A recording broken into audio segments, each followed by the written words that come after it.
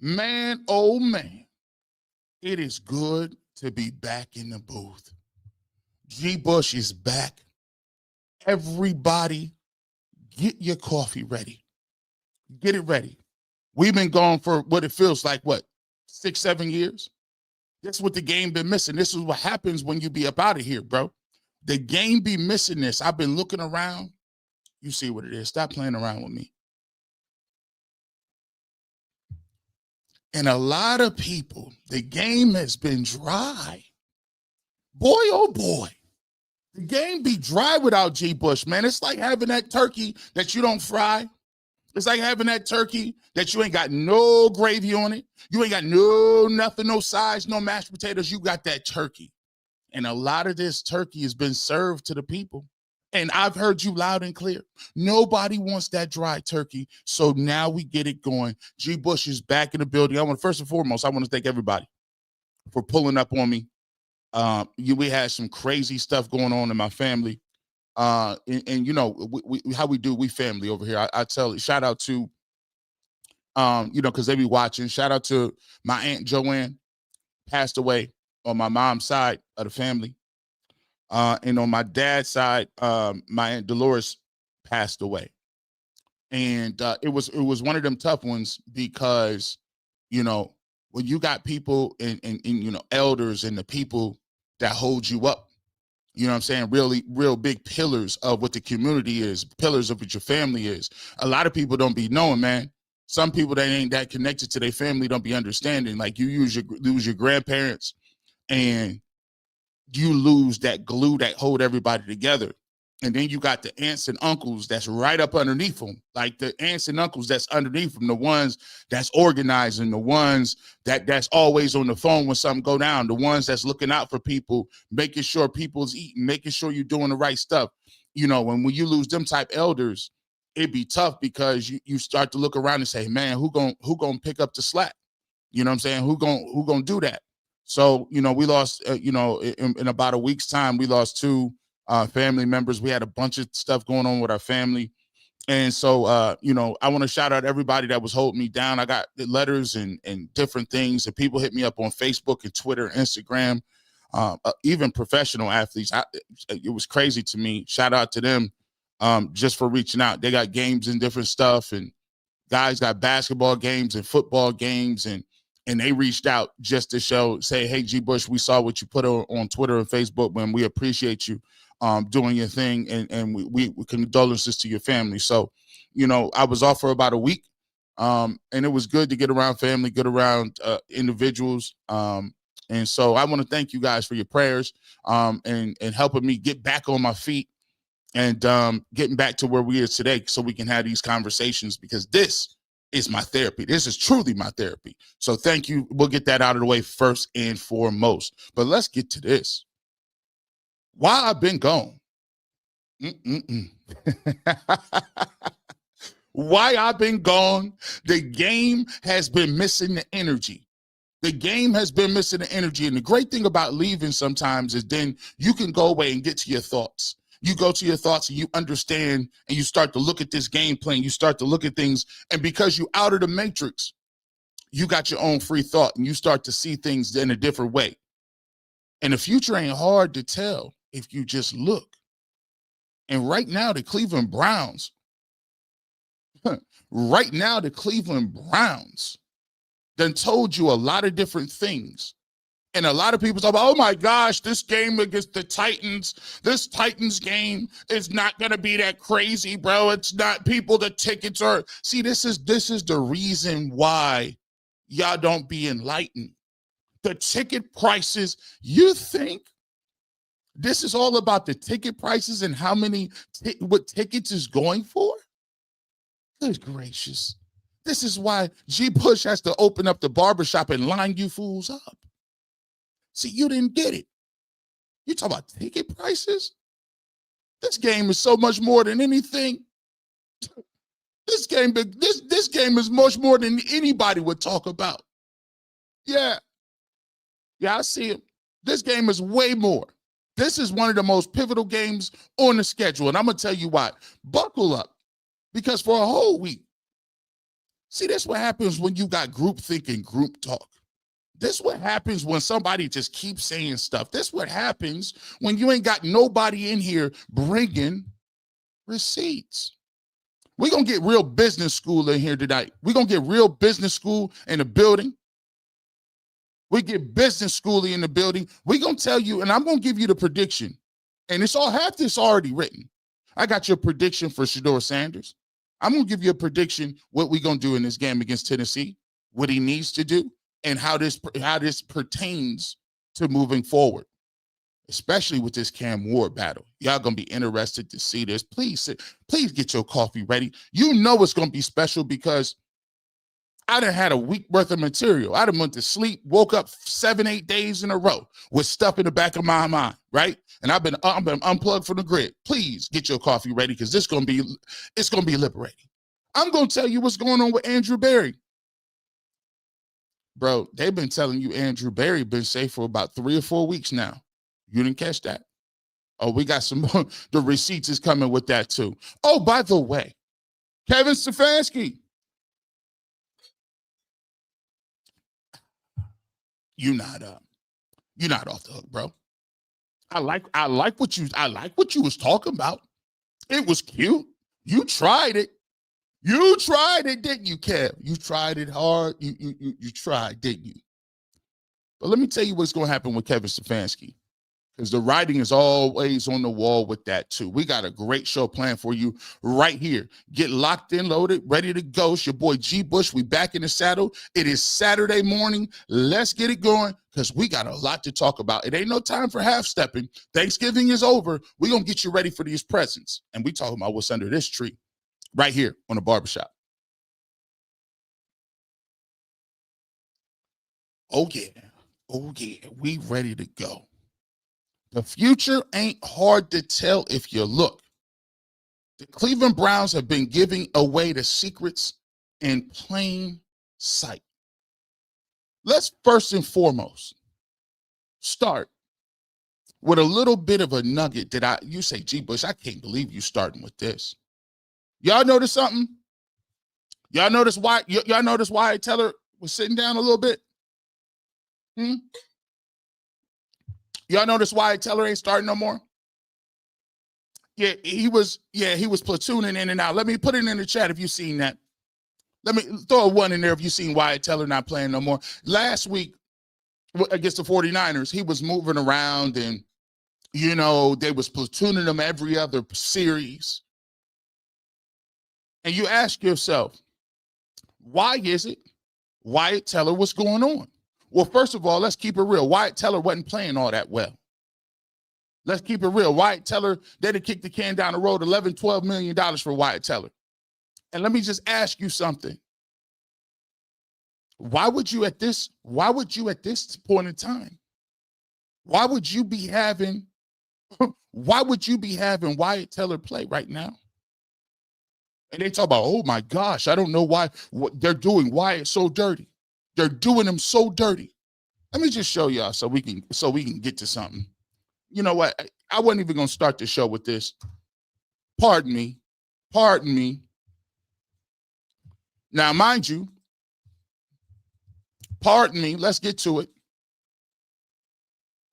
All this nonsense. Let's go ahead and get to this. Where you at? We just want to be concise and clear here. We want to make sure we got what we got going. See, because here's the thing too. This is your problem that you got with the Browns offense. Is you got a lot of guys who've been living off legacy for a long time. And here's why you need here's why you need this. Here's this work. Here we go. Yeah. Let me take this down. Now let's get it going. Wyatt Teller's 31 years old. Wyatt Teller's own, they talked about giving him another contract after 31. But here's his overall grade, 62.6. He's middle of the road when it comes to guards, 37th out of 79. Look at his pass block grade. This is what got him in trouble. Is the pass block grade. Remember the game against the Raiders? Remember, remember the game against the Ravens? The last play with Shedeur Sanders was in the football game on 4th down. They jumped the snap on him, and he turned around and did which way did he go and say he was offsides. No, bro, that was you. You just got beat off the snap, bro. Keep playing. He's 63rd out of 79, a 53.8 grade. He used to be an elite run blocker, right? An elite run blocker. 31 out of 79. You say, G. Bush, okay, you started off the show with Wyatt Teller. What does this mean, and why are you? What are we talking about here? Well, here's what you got to understand. Put the comments back up. There it is. The future ain't hard to tell if you look it. The Cleveland Browns is now gone all the way in on a youth movement up front. Wyatt Teller would not be playing this week. Tevin Jenkins is a guy who they are trying to figure out if he can play or not. Think about it like this. They got Tevin Jenkins as a free agent. Andrew Berry went out and got him.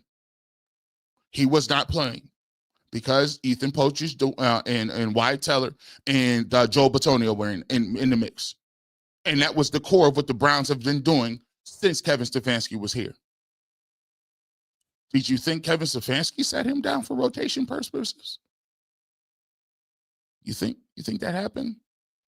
You think Kevin told him, we're not playing Wyatt no more. Fine, give me Tevin Jenkins, because what we need to understand for next year is if we already know we're not going to bring Wyatt Teller back and give him no money. We already know that.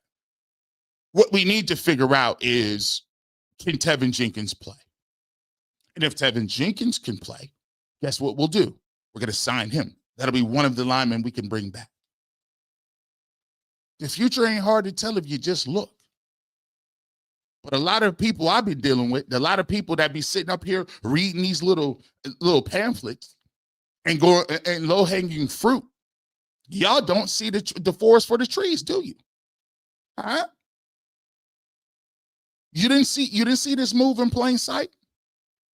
That's another move that Kevin Stefanski did not co-sign. And that's another move Andrew Berry and them have been moving around and trying to figure out what you do next year. Number 2, Deshaun Watson. Number 2, Deshaun Watson has been entered into the fold. You say, G. Bush, what does that mean? He's open his 21-day period. They can either sit Deshaun Watson if he doesn't play in this 21-day after the 21-day period, and then he can't play for the rest of the season. But he's out there practicing, doing whatever. Guess what? That puts a foil in everybody's plans talking about they about to cut Deshaun Watson for $80 million. Ask yourself, always think about this. You're not thinking about this from a personal standpoint. You're not thinking about this from what would G. Bush do, or how would I move, or if the Browns, everybody talked about getting rid of Deshaun Watson and his $80 million contract. Let me ask you from a billionaire standpoint. How many billionaires you know? How many billionaires do you know is moving around, throwing away money? How many of them? When Deshaun Watson wasn't no good, when Deshaun Watson, they said he wasn't no good, and when Deshaun Watson got injured, the first thing they said is you need to cut him. You need to trade him. You need to get rid of him. He doesn't need to be here. He doesn't need to be here. I think you just need to move on. Hey, listen, that's you and your emotional nature to it. The Haslam was like, so I'm going to pay him $80 million to go where? No, he's going to be right on this roster. And what is the downside to keeping him on the roster? Somebody got to start asking these questions. Somebody got to start asking these questions in a way. Where do you believe that Deshaun, if you get rid of Deshaun Watson for $80 million on optics, where do you think that's going to happen? Because after they got Deshaun Watson, They signed Isaiah Bond to a guaranteed contract, and he had allegations. They signed Quinshon Judkins. He never played in the preseason. Who cares? They signed him sight unseen, and he's playing. Mike Hall Jr. is still on the roster. He had issues.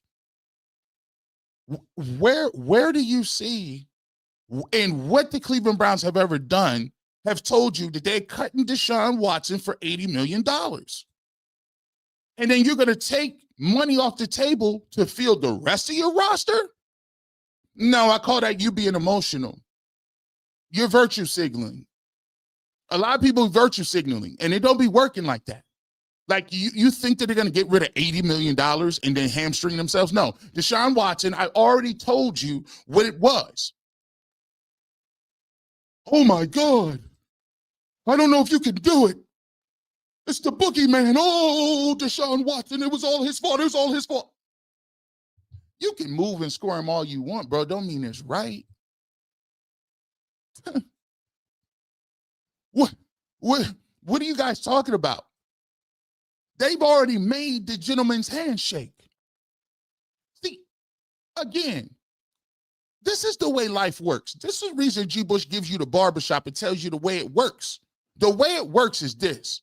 Jimmy Haslam comes in and says, listen, Deshaun, work out like that. It's hurt. Listen, you're going to get your money. And as a matter of fact, what we want you to do, we want you to be a good soldier. We want you to be a good dude, a good dude. Our time frames didn't match up. We needed you when Baker was here. When Baker left unexpectedly, we needed somebody in that 3-year period. They got you with the 11-game suspension, my boy. They said 6, they got you with the 11. That basically put you out 2 years. You came back, you got injured with the shoulder. Then you came back injured with the Achilles. That was our time frame for us to win football games. Now that time frame is passed. We rebuild. So here's what we need to do. We can't cut you because we can't get rid of your contract. But what we want you to do, we want you to be a good soldier. We want you to get with these young dudes. We want you to make sure everything look good. We want you to make sure you ain't no headlines off the field. We want you to make sure that you rehabilitate yourself. And then, you know what us in the NFL is going to do? Because y'all keep operating like I don't know what the game is. I broke the news when we talked about Deshaun Watson. I was the one telling you about the collusion case. And everybody wants to talk about conspiracy theories and why there's a conspiracy theory, this, and that, when I was right on the first conspiracy theory. It was a conspiracy theory when Kaepernick sued the league. Oh, it turned out to be true. It was a conspiracy theory when Gruden sued the league and turned out to be true. It was a conspiracy theory until Mike Florio broke the news that they did collude against Deshaun Watson and the Cleveland Browns because of his contract. So when people get up there and we're jumping up and down talking about conspiracy theories, this and that, it's conspiracy theories until it's what? Was it not me? Did I not say that the NFL was robbing people of CTE money? Did I not say that we're using social norming against black players to say that they were cognitively deficient so they couldn't prove beyond a shadow of a doubt that they did have concussions or brain injuries? I'm the one who said that. I'm the one who told you, hey, what's going on with the NFL and how many how many people in the newsrooms? Where's the representation? All of these quote unquote conspiracy theories. Well, doggone it, G. Bush, they turned out to be true, didn't it? It's funny how that works, right? Funny how it works. Where them emails at? Where are them? Where them emails Gruden was talking about? That's why when y'all say is Gruden getting a job, I tell you no. You know why? There you have it. So, Deshaun Watson, if you do what you need to do, we will make sure you get another opportunity. And when we say we're talking about the collective identity, which is the NFL. You guys got to understand, they don't operate in a vacuum. They don't operate as one little group of individual and 32 owners. Stop. They band together. Their true power is the collective. The true power is this. The true power is I say what's going to happen, and this is what's going to happen. So Deshaun Watson will get another shot. 9 times out of 10, it won't be here. You say, G. Bush, what are we talking about? You just told us about Wyatt Teller. You just told us about Deshaun Watson. What's going on here? Well, here's the deafening part. What if, just what if, you're looking at this situation and you say, and this is the thing that people always get, they always mess this part up. Kevin Stefanski has been the leader of an architect of the Cleveland Browns offense since he got here.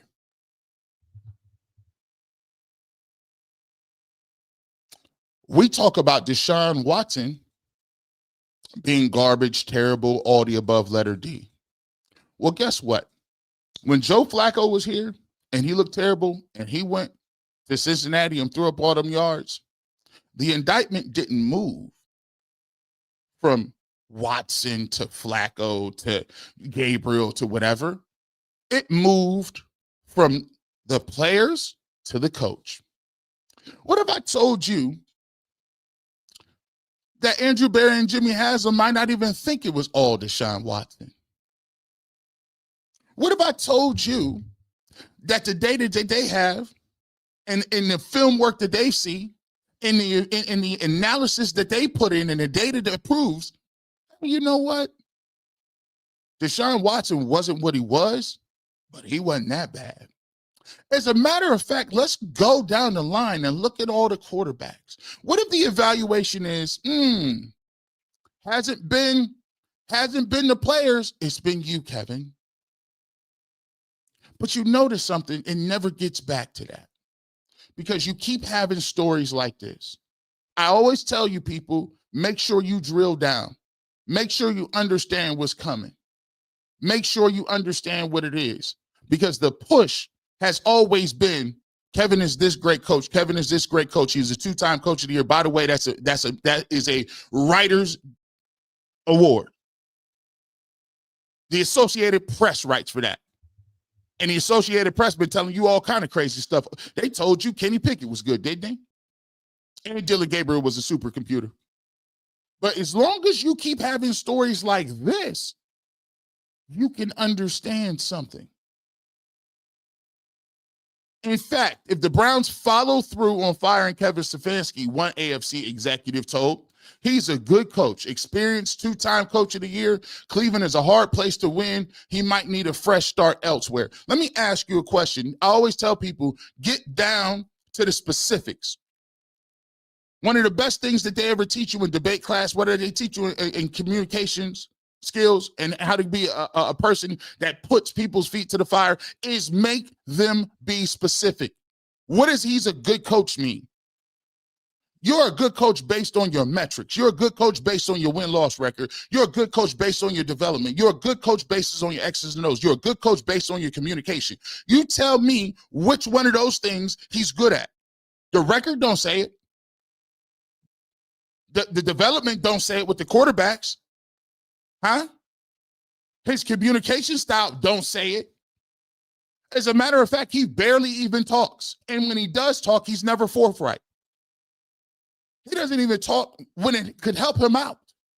Everybody was on his case about Shedeur Sanders playing, and all he had to do was say, you know what, we're excited about Shedeur, and we got this period called Hungry Dogs. And you know what? Shedeur be in there 2-3 times a week with me. I meet with him before practice and after practice. I'm excited. No, he couldn't even do that. That shows a level of stubbornness. And now the whole idea that I've been going a whole week. You thought you was going to get that off. Everybody, oh my gosh, can you believe that he's getting, why would Shedeur had a layup. He should have just said this. He should have just said that. He should have just said this. Well, listen, your coach has been here 6 years and don't say nothing. Your coach steps into it all the time. He's been doing this for 6 solid years. And you said nothing. And so now you want Shedeur Sanders to save his job. That's another tea leaf. because this right here is the equivalent of getting your Indeed or your LinkedIn profile together. This right here is the equivalent of your LinkedIn profile getting together. When you tell me all of this noise and jargon about why it's hard to win in Cleveland, yeah, it's hard to win in Cleveland if you ain't got the right people. It's hard to win in Cleveland if your offense is terrible. It's hard to win in Cleveland when you've got an offense that's stale, unimaginative, and by the way, you can tell he failed. He failed twice. He set 2 coordinators up.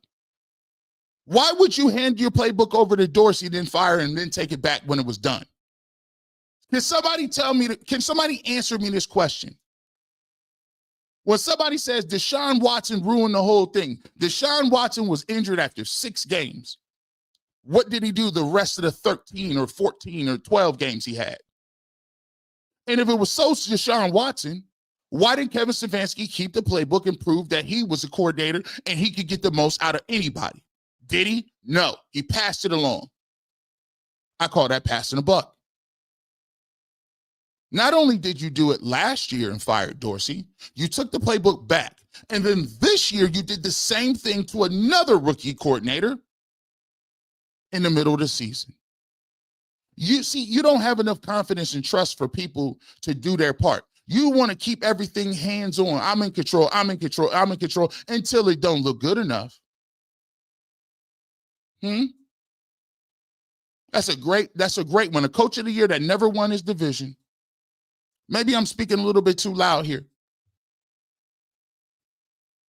And when you have all of these doggone things coming out about why it is, you got all of this stuff coming out about how he'll get a job tomorrow. He'll be working here. The league around the league love him. People, well, good for him. That's all right. But see, I understand how it works. I understand how we get down, don't we? I completely understand how this works. You see, when you get ready to go to another job, let me just break this down to a common denominator. How many of y'all, when you get ready to leave a job, what do? First thing you do is update that resume, don't you? First thing you do. Matter of fact, so many people get caught up and get fired before they get let go is because they update their resume at work. They all on Indeed. Yeah, let me get my LinkedIn together. And the second thing that you do is you reach out to people in the industry who you may know and have relationships with to put some feelers out for you, because you can't do it, but you can sure have somebody else do it. Why do you think the Dan Orlovsky comments 3-4 weeks ago was strange? This guy is advocating that Kevin Stefanski should get the New York Giants job, and Dable just got fired. How are you advocating a name to watch? And it comes out they did. And by the way, y'all need to stop with that. Like we stupid in conspiracy theories.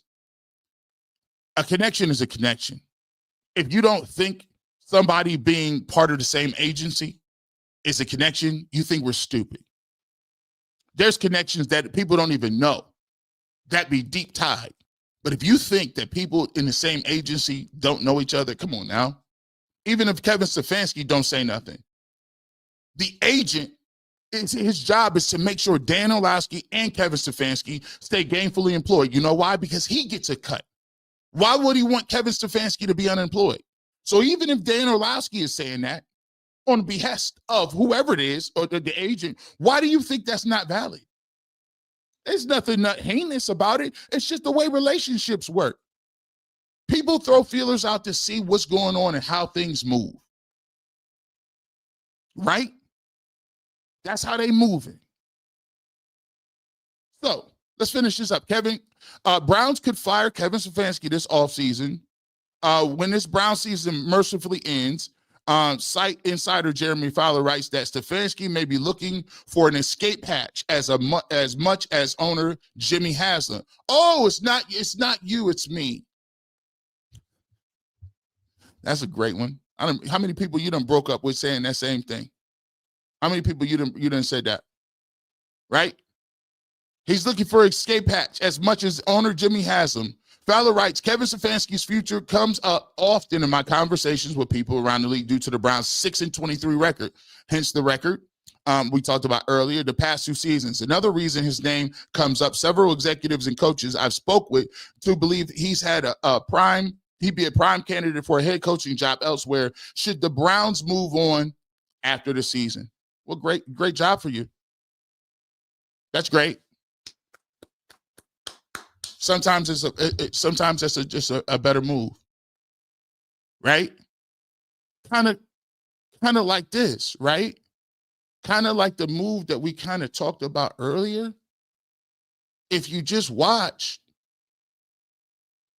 it's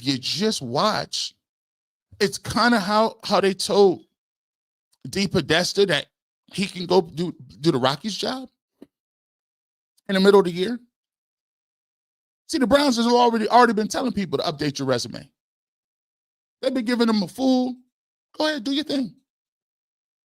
Do some due diligence, right? Future ain't hard to see and hard to tell if you look. And here's the most damning thing. The Browns might not even believe that all of the situation with this team and the offense is the fact that they're that bad or the lack of talent. They do have a lack of talent. Don't get that twisted. Let's be real. But the large percentage part of what's going on this offense has to do with design, scheme, and overall understanding and lack thereof of football. Let me just go to something. And this is what happens when we move stuff. This is what happens when you move around, you're moving these goalposts, right? Let me tell you what happened when you be moving these goalposts. Go back to the 49ers game. This is why you got to learn, study, and look at the game. The fact that people, and I'm sorry, I'm going to tell you like this, and I'm not going to back down on it. I don't know. I don't go around telling astronauts how to put their spacesuit on. I don't go around telling engineers the angles they need to measure in order to put up a skyscraper. I don't go around telling doctors how to prescribe what medication that you should be using after a surgery. I don't do that because they've done it and they've dedicated their entire lives to doing said skill set, said career path. But the fact that people be sitting up here because football is popular has nothing to do with their knowledge thereof of what's going on. I don't care how much you like football. I don't care if you watch it and you love watching it on TV and your friends convince you because you won your fantasy league 4 years in a row that you know what you're talking about. When I'm talking football, I'm conversing with the highest levels. There's film work involved. So when you have things that happen against the San Francisco 49ers, it's ridiculous. It shows the level of non-seriousness that happens in our local Browns community. We sat here all week. We talked about what Shedeur Sanders should be doing and how he should be talking to media members, asking them stupid questions. But you notice they don't ask the questions like this. Kevin Stefanski, can you explain something to me? Can you explain why it is a simple quarterback sneak you've decided to turn into some act of a magician? Why it is that you were infatuated with tight ends who block. Tight ends use their hands to block. They break fingers. They have injuries. Why are you infatuated with using tight ends in positions that quarterbacks are equipped to handle? You're asking a tight end to take a snap under center, and he does not take snaps. It is cold outside. He's not used to handling the ball. You know who is? A quarterback. Things like this is the reason that there are people at the highest levels of every single organization that are incompetent. 97% of bosses are incompetent. You think they got there because they was working hard? You think they got there because they can actually do what you do? You think they got there because they're better or smarter? Or no. 97% of bosses are people that can't do what you do, or do what they're telling their coworkers to do, or have the discipline to do what they're telling their workers to do, or have the intestinal fortitude to get to. And you meaning to tell me on pivotal downs, first of all, you went for it in your own territory on a 30 and a 3-point game. It's windy, who cares? But now you're going to have a tight end come into the football game, take a snap, and then you knew that people were running off the sideline late. You knew the play clock was running down. You know how you knew? Because you don't call plays anymore. The only thing you control is the timeout flag and the clock management, and you don't do that well. So for everybody writing these articles about why Kevin's a great coach, you tell me what great coaching happened in that play. The fact that you're putting a tight end, who's doing that? Well, certain quarterbacks don't like to sneak. Well, run the fullback then. Well, maybe they just want to, well, run wild dog then. Well, here's a nominal thought. And let me be honest with you. Let me just keep telling you this. This isn't the first time he's been doing it. He was doing this when you had Kareem Hunt and Nick Chubb. Prime.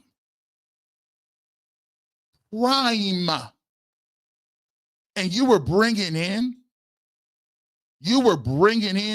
third string tight ends to take direct snaps. That's arrogant. It's stupid. It's ridiculous. And it's the reason people laugh at you. Make them tell you why. Make them tell you why. Hey, Kevin, what good is giving your playbook away when those are your plays you created? It's like doing wife swap. I never understood that show. You married somebody, they got some shortcomings, but you want to swap with another wife on TV? Nah, bro, you set that up. She is the way she is. Half that is due to you. I don't want no parts of the swap. Why would do you think that will be setting your offensive coordinator up for any sort of success when it is your concepts, your plays, your thought process, your imagination, and you tell somebody, you know what? Draw inside of the lines that I gave you, all while you don't have to take credit or any blame for what happens on the field. And then you sell it as, I'm doing what's best for the team. No, Kevin, you're doing what's best for yourself. Because if you really wanted to do what's best for your team, and you really thought Tommy Rees was a great coordinator, and he was a young and up-and-coming guy, you know what you would have done? You would have told Tommy Rees, hey, Tommy, we believe in you so much. You come up with your plays. You come up with your offense. You come up with your script. You come up with your formations that you want to run, your philosophies. You get with the offense, and you make it your own. But did he do that? No, he didn't do that. He handed that man a playbook that he know wasn't working, that he know was JV at best, that he knows 4, 5, 6, 7 quarterbacks failed in, and he's going to turn that playbook over to another dude with 2 rookie quarterbacks? Stop. And you wonder why people say, maybe it wasn't Deshaun Watson. Because all quarterbacks seem to look alike and play alike.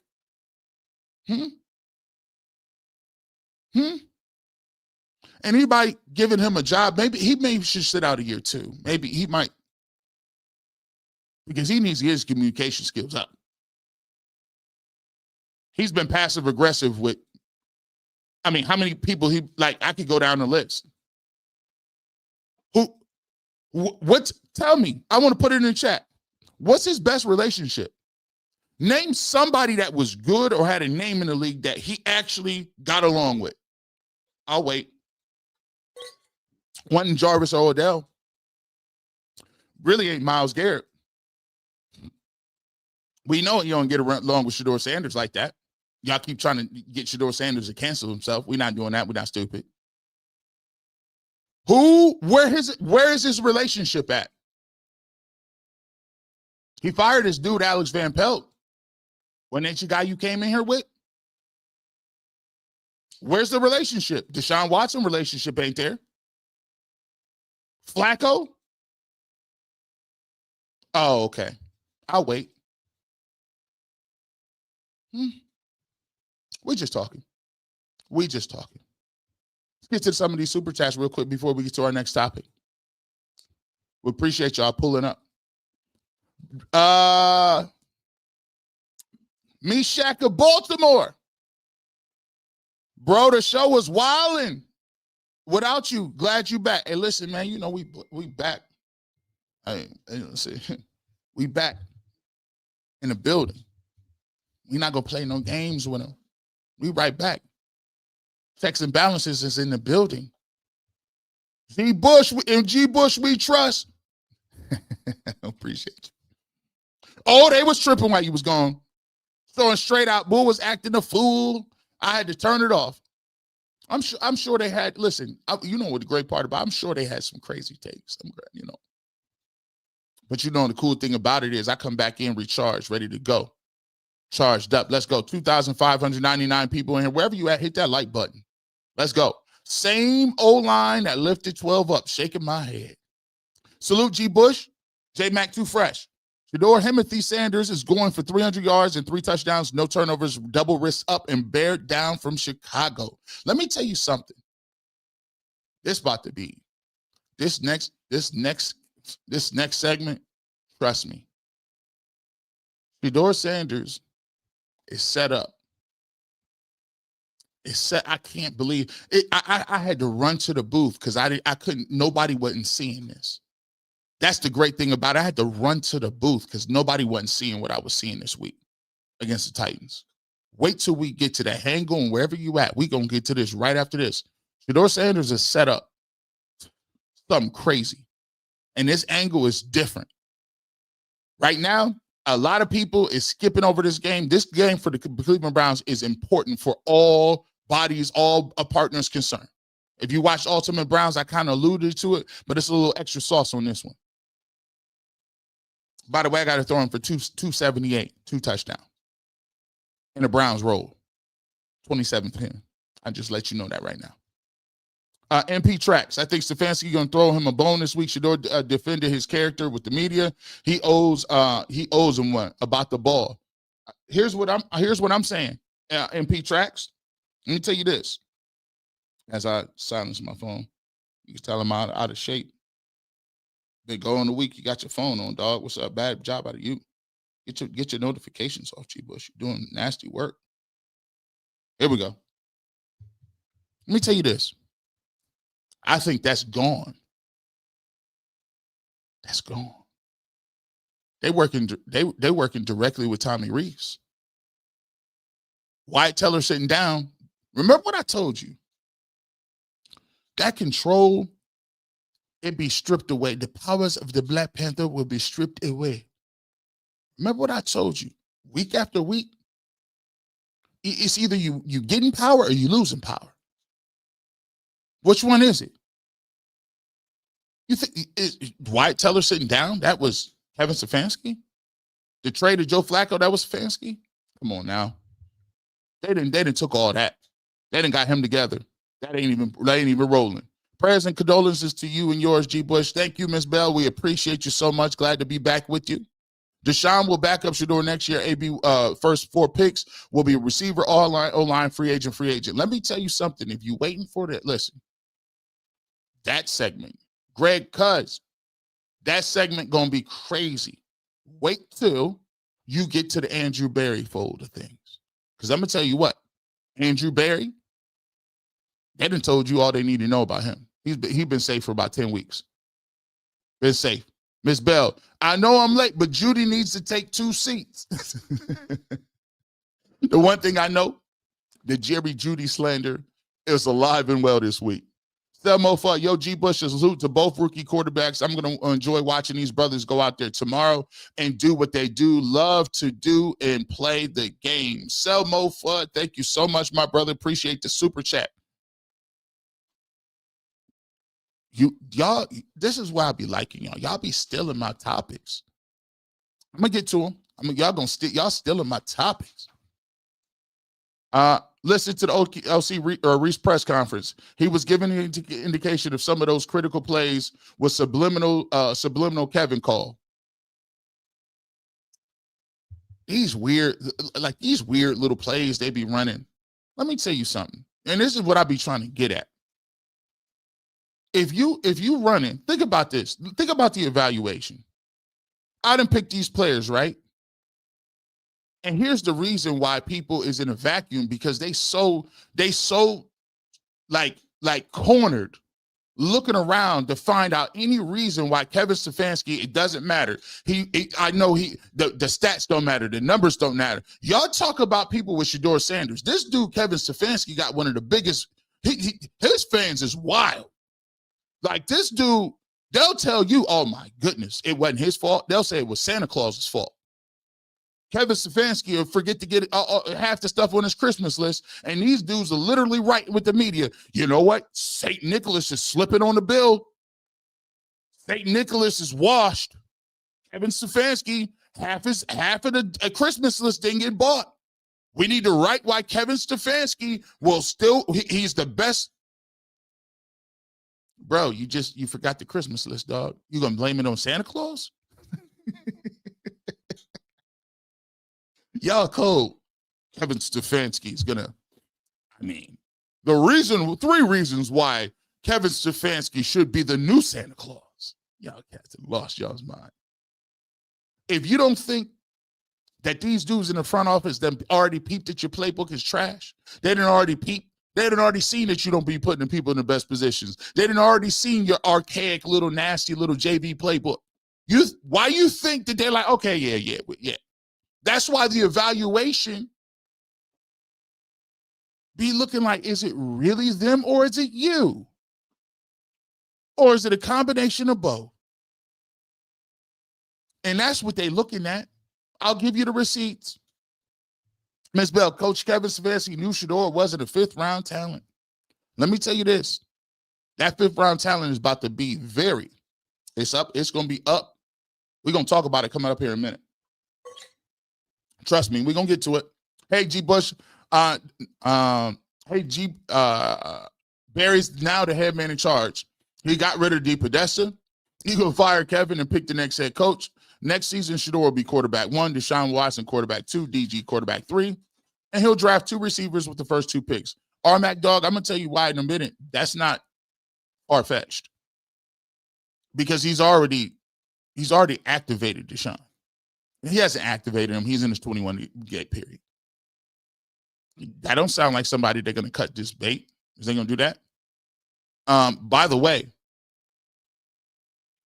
I know that you guys did this magic trick, and we've told you all along the magic trick. I go away for a week, I come back, and the magic trick is, Shedeur Sanders is the one that lost the game against the 49ers. I said, what? What happened from Sunday to today? What happens from Sunday to today? Now, the thing that's already happened is this. Shedeur Sanders has played 2 games. They continue to already have make or break games. How was it a make or break game week 1, make or break week 2? It's because you're not interested in the evaluation. You never were in an evaluation.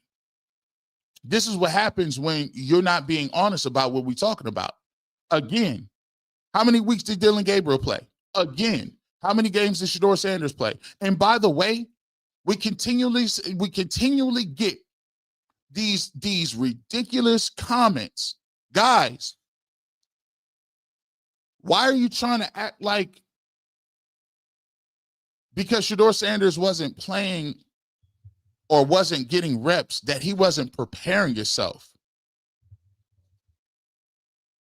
Now, don't play stupid. Don't play dumb. How do you think you get used to the speed of the game? You freaking play. Like, don't be stupid. Like these guys, let's go ahead and let's just get real let's sit down. You got a kid. Your kid is 16 years old. He get his driver's permit, right? Is he ready to drive a car? No. Is he ready to get on the highway? No. Just because you got your learner's permit, does that mean that you are able to get in a car and operate a vehicle on an icy highway in the middle of winter by semi-trucks in West Virginia? No. Can you prepare for that by just sitting there watching? Well, he wasn't playing. He should have been preparing himself to play, so therefore he wasn't doing anything. Shut up. You are not that dense. You guys, you are not that dumb. Stop playing dumb. Would you let your child get in a car that you just got a permit, or do they have to go to driving school? I don't know what state you're in, but you got to have a certain amount of hours in the car before you could take the test. Then you have to pass the test: maneuverability, driving. And even as you get your license, and when you get your license, and the state deems that you are able to legally operate a car, does that truly mean you're a professional driver? No, it doesn't. It takes countless hours, countless time, meticulous notes, and you have to continue to have repetition. Now, the fact that this dude has not played, has not gotten no reps with no first team, and he's thrown in the middle of the season, you're telling me that he's supposed to have the speed of the game figured out? And two, you're not that dumb. It's called a disingenuous conversation. I would just listen. Just say, look, man, I'd rather just draft me a quarterback, or I don't know. I can't really say that because I was giving Dylan Gabriel all the benefit of it, but I don't know what you want to do. But let's not act like we're dumb here, guys. I don't like when adults play stupid. Darnell Strickland, appreciate the super chat. Neil Gray, why do Browns media members rather us to lose, tank now for 0% of drafting a quarterback in the first round goes up now that Shedeur is the starter? Let me show you this. Let's get to it. Neil Gray, thank you for the super chat. I had to get to it. Titans game is pivotal for Shedeur Sanders. And why is going head-to-head against Cam Ward a big opportunity? Somebody mentioned it before. The reason this is a great opportunity is this. You can't count on people that never evaluate nothing to evaluate for you. Let me give you an example of what I'm talking about. If everybody I ask say, did you watch him play in Colorado? And they say no, why would I care what you think? You just come on, bro. If I ask you, how many games have you seen Fernando Mendoza play? None. But I trust people. How many? What should I believe? Why should I hear you talk about anything? I shouldn't. So when you sit here telling me that this is how, I'm gonna give you an end card. This is how people tell on themselves. If they say, well, if the Browns believe, or if you believe that this person could be a franchise quarterback, then you take them. We ain't talking about if you believe. We're talking about whether it is or not. It ain't about if you believe. Again, you're talking in generalities. I need you to talk about specifically what quarterback X, quarterback Y, and quarterback Z have. And then I need you to tell me, if you believe quarterback X, Y, and Z, how that skill set translates to what we're talking about. They won't do that because they're not looking at it. They're going on, hey, let me just throw my opinion. If I say it's spicy enough, it'll hit. So when you're sitting around here talking about why you're going to draft a quarterback that you've never even seen play, is crazy. Two, I don't know how many quarterbacks over the part of the year that people have talked about and dismissed in 1 year. The list was different. The first list was Arch Manning and Sellers and them. right? Nowhere to be found. Then it was Cade Klubnik. Now he's nowhere to be found. Then it was Garrett Nussmeier, nowhere to be found. And then it was Mateer for a little bit for Oklahoma. Then he slipped out. And then it moved on. And then it was Dante Moore for a little bit. Then Dante Moore, not so much. Now it's Dante Moore again. Then it was Ty Simpson. Then Simpson, he should go back to school. Mendoza, he's been kind of specifically going along. He's been a guy that's always been kind of mentioned in that list. But the reality of the situation is there's multiple, Maava, they're out of USC. There's all these quarterbacks that Drew Allen, I keep going on. And what turned out to be the 2026 class turned into a meme because the quarterbacks in 26, not so much. And so what we have here in a game is Shedeur Sanders playing against the Tennessee Titans. And the reason this game is pivotal, and the reason this game is a high-level game that we will have an evaluation on is the fact that you see Shedeur Sanders and Cam Ward side by side. Now, Cam Ward's job is a little more difficult because he's going against the Browns defense, which is better. But if Shedeur Sanders comes out here and outplays and looks like he's competent and puts up numbers and the Cleveland Browns win and he looks better, more comfortable, able to throw the ball downfield, hitting his reads, moving a team up and down the field, putting points on the board, and he looks better than Cam Ward, then what it tells you is this. They got Cam Ward, and they took him number 1 overall. We put some things around Shedeur Sanders. We eliminate this garbage playbook and get somebody in here that can actually be creative and call plays and let him sling it. We got us what we want. We got what we want. And there's going to be a direct representation and a direct comparison of what the number 1 overall pick looks like and the 5th round pick. You see, this is where the 5th round thing comes back to haunt you. Because you can't use 5th round as a negative and not at the same time be honest and keep it as a positive. You see, if he's a 5th round pick, and what 5th round picks gets a runway? What 5th round picks gets all this attention? What 5th round pick is guaranteed to get first team reps? Well, okay, well, if you want to use that, well, let me ask you this. What 5th round pick outduels the number 1 overall pick, who, by the way, has got reps since day 1 and was been a starter? So you telling me Shedeur Sanders with no offseason reps, with no runway, with 2 starts, can look just as good as the number 1 overall pick in the 2025 NFL draft, and he only did it in 2 weeks with no reps? That evaluation is scary.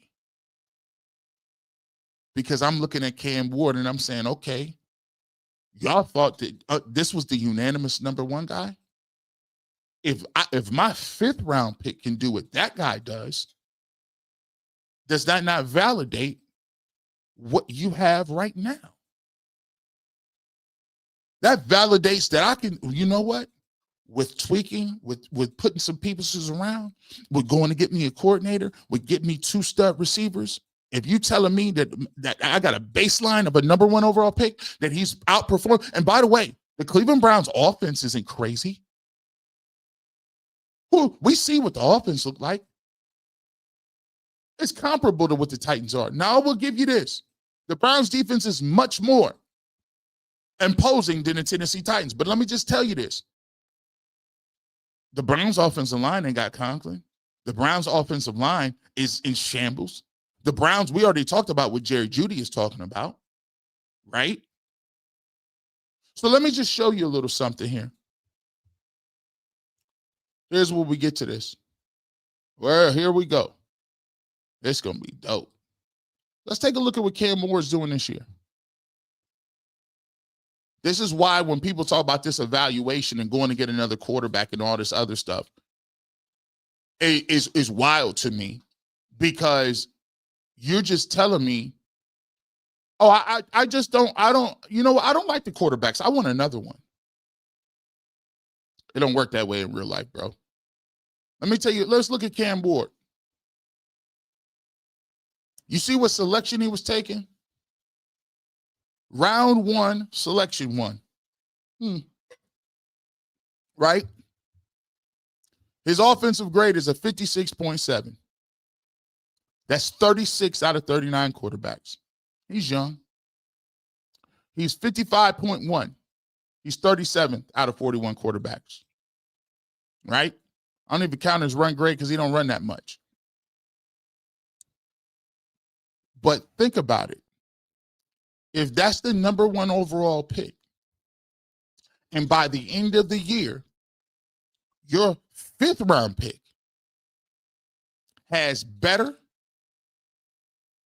numbers than this, what are we talking about? See, you've moved the goalpost so many times that you'd have moved them past what the Browns even think. You'd have moved the goalpost so many times in your head, you all the way in another neighborhood, and you ain't even having the same conversation. The conversation is, do you have enough to build around him? Does he have the requisite skill set with other things? Because, by the way, your offensive coordinator and your offensive system is holding everybody back. That's one thing that you got to get. 56.7. Huh? Okay. Let's see if he can. Now, mind you, that's 36 out of 39. They talk about what the evaluation is. They talk about young dudes coming out of college now. Let me give you this scenario about Mendoza, by the way. I think Mendoza could be a good quarterback. We're going to see what he's going to talk about against Ohio State tonight.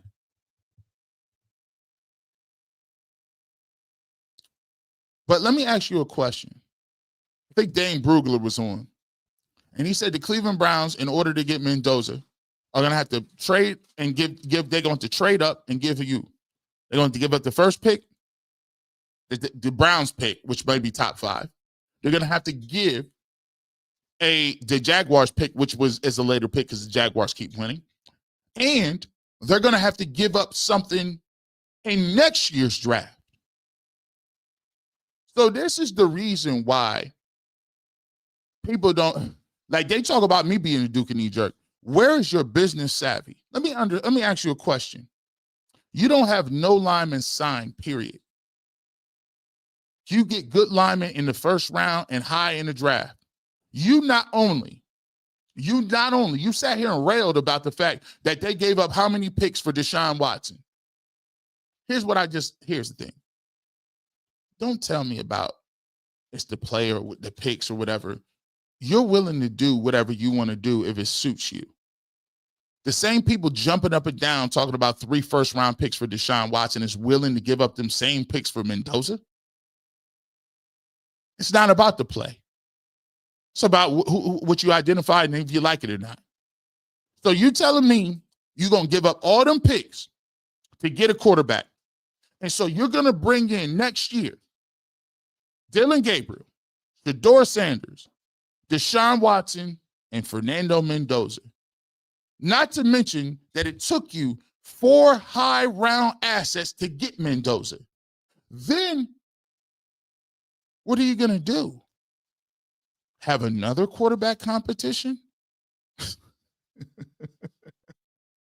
And then you'll say, but our quarterback's in 27, though. You're going to have another, you wasted those picks to have another quarterback competition with a worse offensive line than you had this year? And the same receiving core you had this year? Now, let me get this straight. You think that Mendoza is that cold that he could play behind a worse offensive line than we have now and Jerry Jeudy and Cedric Tillman, and that's going to have how many wins? By the way, if you're Andrew Berry and that happens, and you do get kept this year, you're going to get fired next year if you do that. Because they're going to say, Andrew Berry, You didn't address what we all knew you needed to address for 5 years. Think about this. Think about how malpractice, that's how they be thinking. You're not that smart. Stop trying to set people up. You're just not. You're telling me that you're going to go trade all your picks for a quarterback. And then when that quarterback gets in the game and they go 1-something, and they're going to say, what? Because here's the point. At that point, if you're the first overall pick, they're not going to blame the first overall pick. They're going to blame who put the roster together. They're not going to throw Mendoza away after 6-7 games of being over. They're going to say, who put this quarterback, this poor young kid, in a terrible situation? Andrew Berry. You're going to be known as the quarterback killer because you didn't get Dylan Gabriel no offensive line. You put Shedeur Sanders, didn't give him offensive line. By the way, Deshaun Watson didn't have no weapons in offensive line. Now you drafted another quarterback. You got another competition, and they're going to say, why didn't you get this guy no lineman? Well, I had to use all the picks that we took to get him, so we didn't have anybody, so we ran it back. Boy, see how that works. Y'all think y'all be so smart. You make it make sense to me, people. But let me just tell you, if Shedeur outplays Cam Ward and he's the number 1 overall pick, does that mean he's a 5th-round pick? I need somebody to tell me that. I need somebody to let me know. Oh, by the way, this isn't just Cam Ward. You thought we was done with this? Why ain't nobody jumping up and down for this? Can y'all read this? He got picked where? First round, pick 8. This is Michael Penix. He's 35th on the list with a quarter offensive grade of 59.3. His pass grade is 36th out of 41 people. Let me ask you a question. Is he lighting the world on fire? Nope. He's a first-round pick. And he got Bijan Robinson. And he got Drake London. And he got Pitts. So you mean to tell me they willing to build around Michael Penix with Bijan Robinson? By the way, they already had your boy Kirk Cousins and gave him a boatload of money. So guess what? If Shedeur Sanders is better than Michael Penix, it turns out, and his numbers look better, he winning games, he comparable. What is the Falcons drafting a quarterback? Nope. So if the Browns got somebody that they think can play at that level, does that mean he's still a 5th-round pick? I need these answers. I need answers, fellas. I need to get them. This says round 1, selection 8. But yet and still, we just trying to figure something out. You see, when you move the goalpost so much, you got to bring people back to reality. These is first-round picks. Let's bring them all the way back to reality. Bring them back. Stop asking questions about sabotaging Kevin Stefanski. We're done with that. We talked about, hey, let's talk about this football field. Can we get to that? Oh, I'm not done. Can we talk about this one?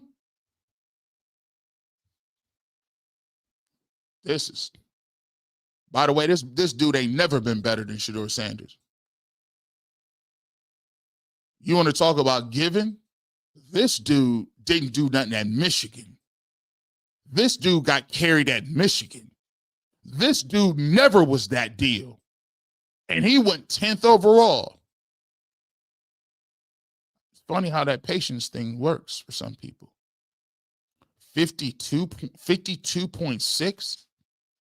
And these fools got rid of Sam Darnold so they could keep this guy. 52 points. You see what round he got drafted first? Right? First round, 10th selection. If Shedeur Sanders can play better than this guy, which I don't think is that difficult, you think that they're going to go into the draft and grab another quarterback? By the way, let me just tell you something. Deshaun Watson is better than J.J. McCarthy. He's better than Michael Penix. He's better than Cam Ward. Oh, here we go. Nobody's taking these guys over them. But somebody got to give you, somebody got to give you the work, right? Am I wrong here? Am I wrong here? Like these are the guys, these are the guys that, the franchise guys. These are the guys that, if you think J.J. McCarthy's that guy, you got to take him. You better get up out of here. J.J. McCarthy ain't never been good, ever. And guess what happens when you find out that the quarterback ain't good forever and injury prone? You're looking crazy. I might want to put Carson Wentz back in the game. This guy, let's keep it going. Because what I'm just trying to show you is, these guys are, the thought process of what this evaluation is wild. Just because you saw 2 games and you're like, oh, I don't like it. You think that they ain't doing that? See, the calculate, I'll get to the business aspect here in a second. I'm going to get to the business. So I'm going to see, here's what I'm running down. So one, it's a 1-part program. First part is Kevin Stefanski's offense hinders everybody. Number 1. You can't shine in this offense. That's number 1. It's so nasty, he gave up on his playbook twice. Number 2, you talk about these evaluations and you talk about quarterbacks in 26. The evaluation is, are you better than the quarterbacks that are currently here? And can you make something of somebody if they have better skill sets here? Because the only way you get out of jail free here with this situation with Deshaun Watson's contract is if you have a rookie quarterback making no money. If you don't think that the goal, see, this is what should have happened, but it didn't happen because Kevin Stefanski won Coach of the Year twice in a row, and he got to run his quarterback, Dylan Gabriel, out there. But the whole premise was this: he should have been doing this from Jump Street. We're gonna play Shedeur Sanders. We're gonna find out if he's good this year. We're going to give him the reps. We're going to give him the time. We're going to put the offense around him and see what it's looking like. But no, you slowed the roll. So, okay, you slowed the roll. Cool. We got these 2 games. We're gonna march on and continue to get what we need to do and figure out what we need to see. But the problem is this. Now, you're looking at, it's not about 20, it's about these other dudes these other dudes ain't jumped into nothing. What are these guys doing? Hold on, I ain't even meant to do this. Hold on, who is this dude? Oh, boy, I tell you. This is number 1 overall pick. They took him 1. You don't think Andrew Berry and that front office is looking around and saying, Bryce Young went number 1. 28th out of 39 quarterbacks, 64.4. His pass grade is 31st out of 41 quarterbacks. And let me just tell you, how many years he been here? This is 3rd year. These are his numbers in year 3. His rookie year was a 56.4. He been here year 3, bro. He had to come around, and he still ain't there. You guys don't understand. I couldn't believe y'all didn't see it. Y'all don't see it, do y'all? It's a shame. Because you're worried about following Kevin Stefanski everywhere like he's going to give you a job when he leaves. I've never understood that. I know you like him, but you still gonna have to deal with the new coach. You're still gonna have to do. The life goes on.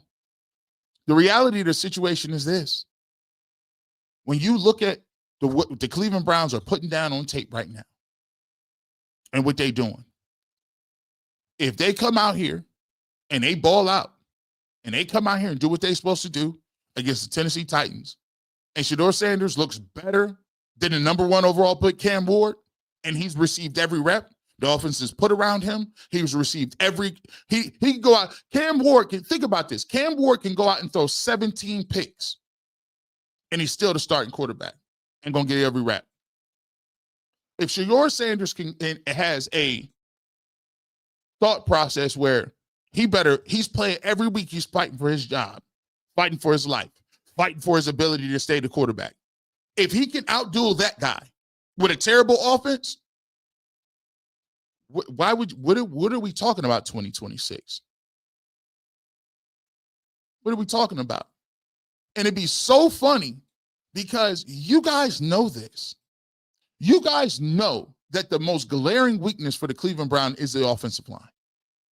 The matter of fact, you guys do such a bad job of hiding the fact that you know this, that you don't know which way you malfunction. You don't have anybody under contract.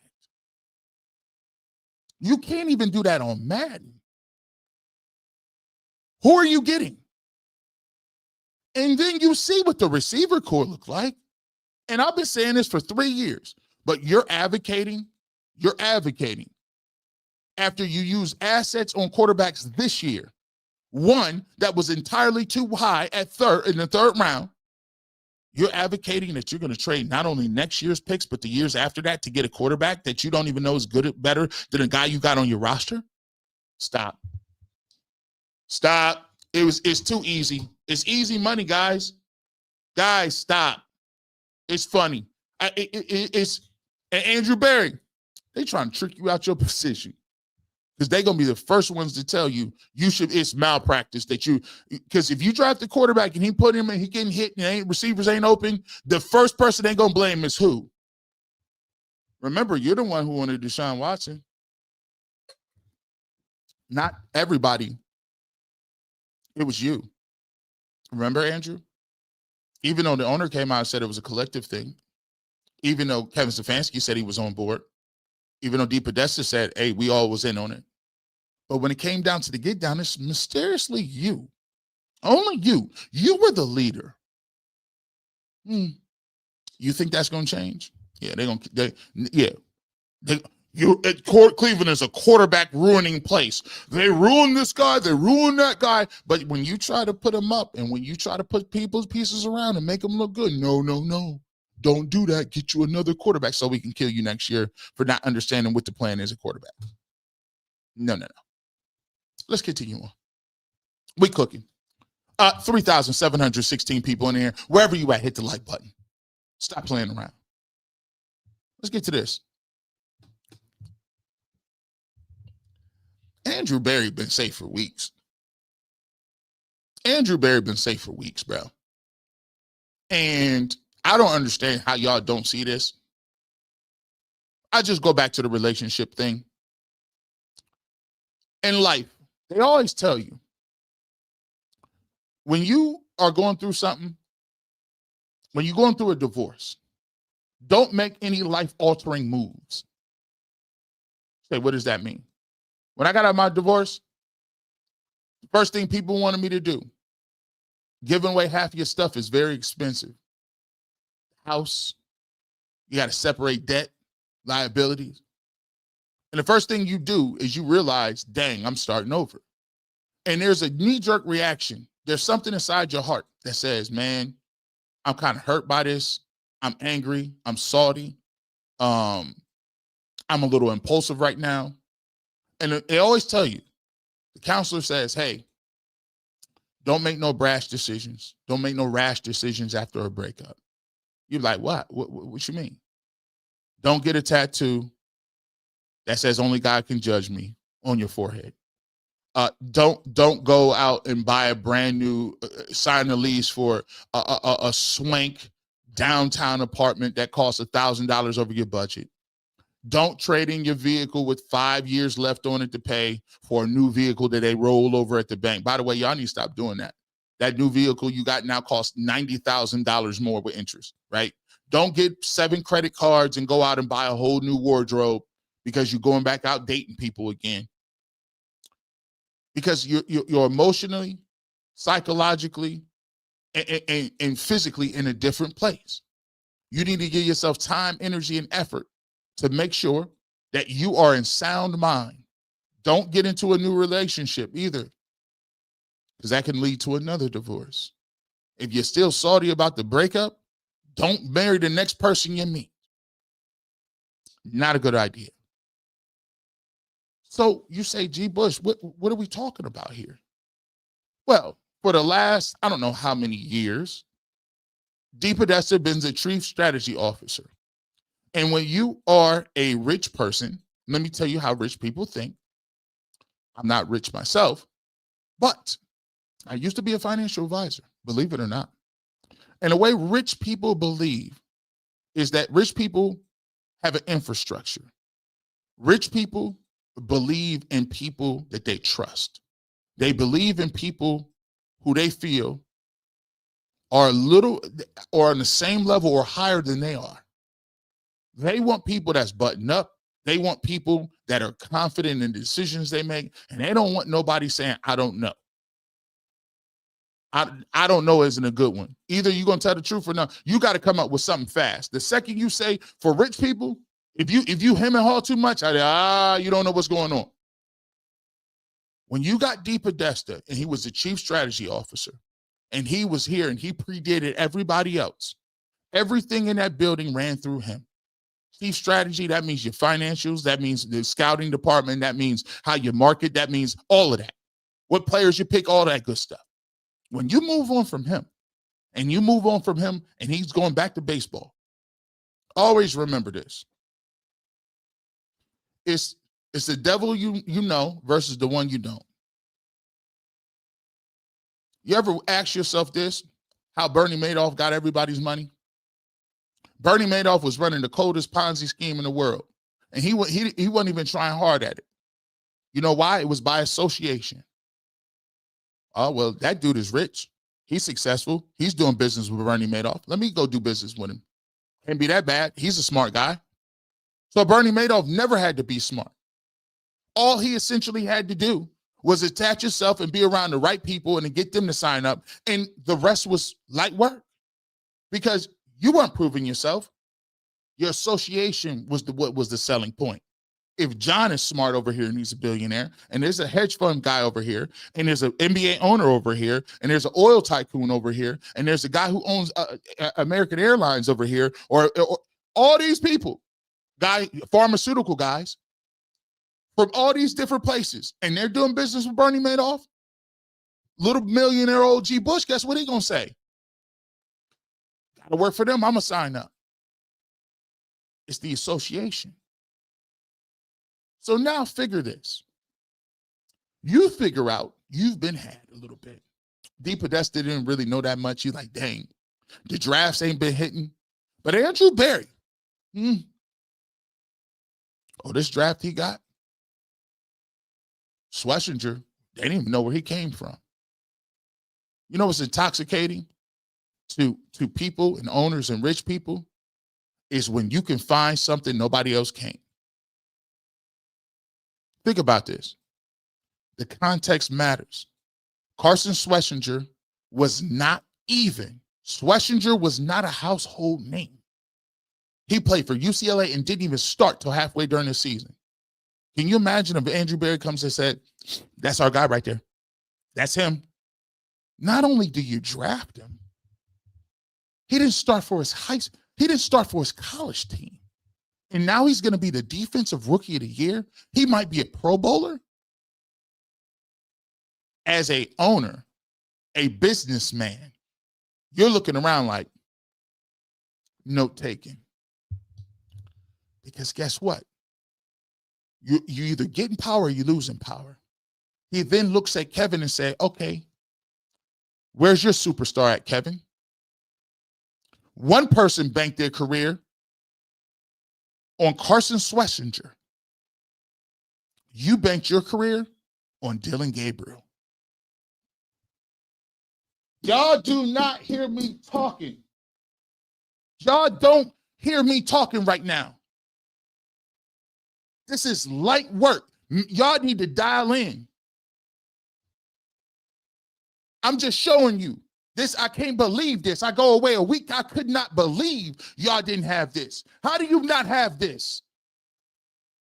One person said, I'll take the guy that we haven't even seen play, and he turns out to be the defensive rookie of the year. The other guy was Dillon Gabriel.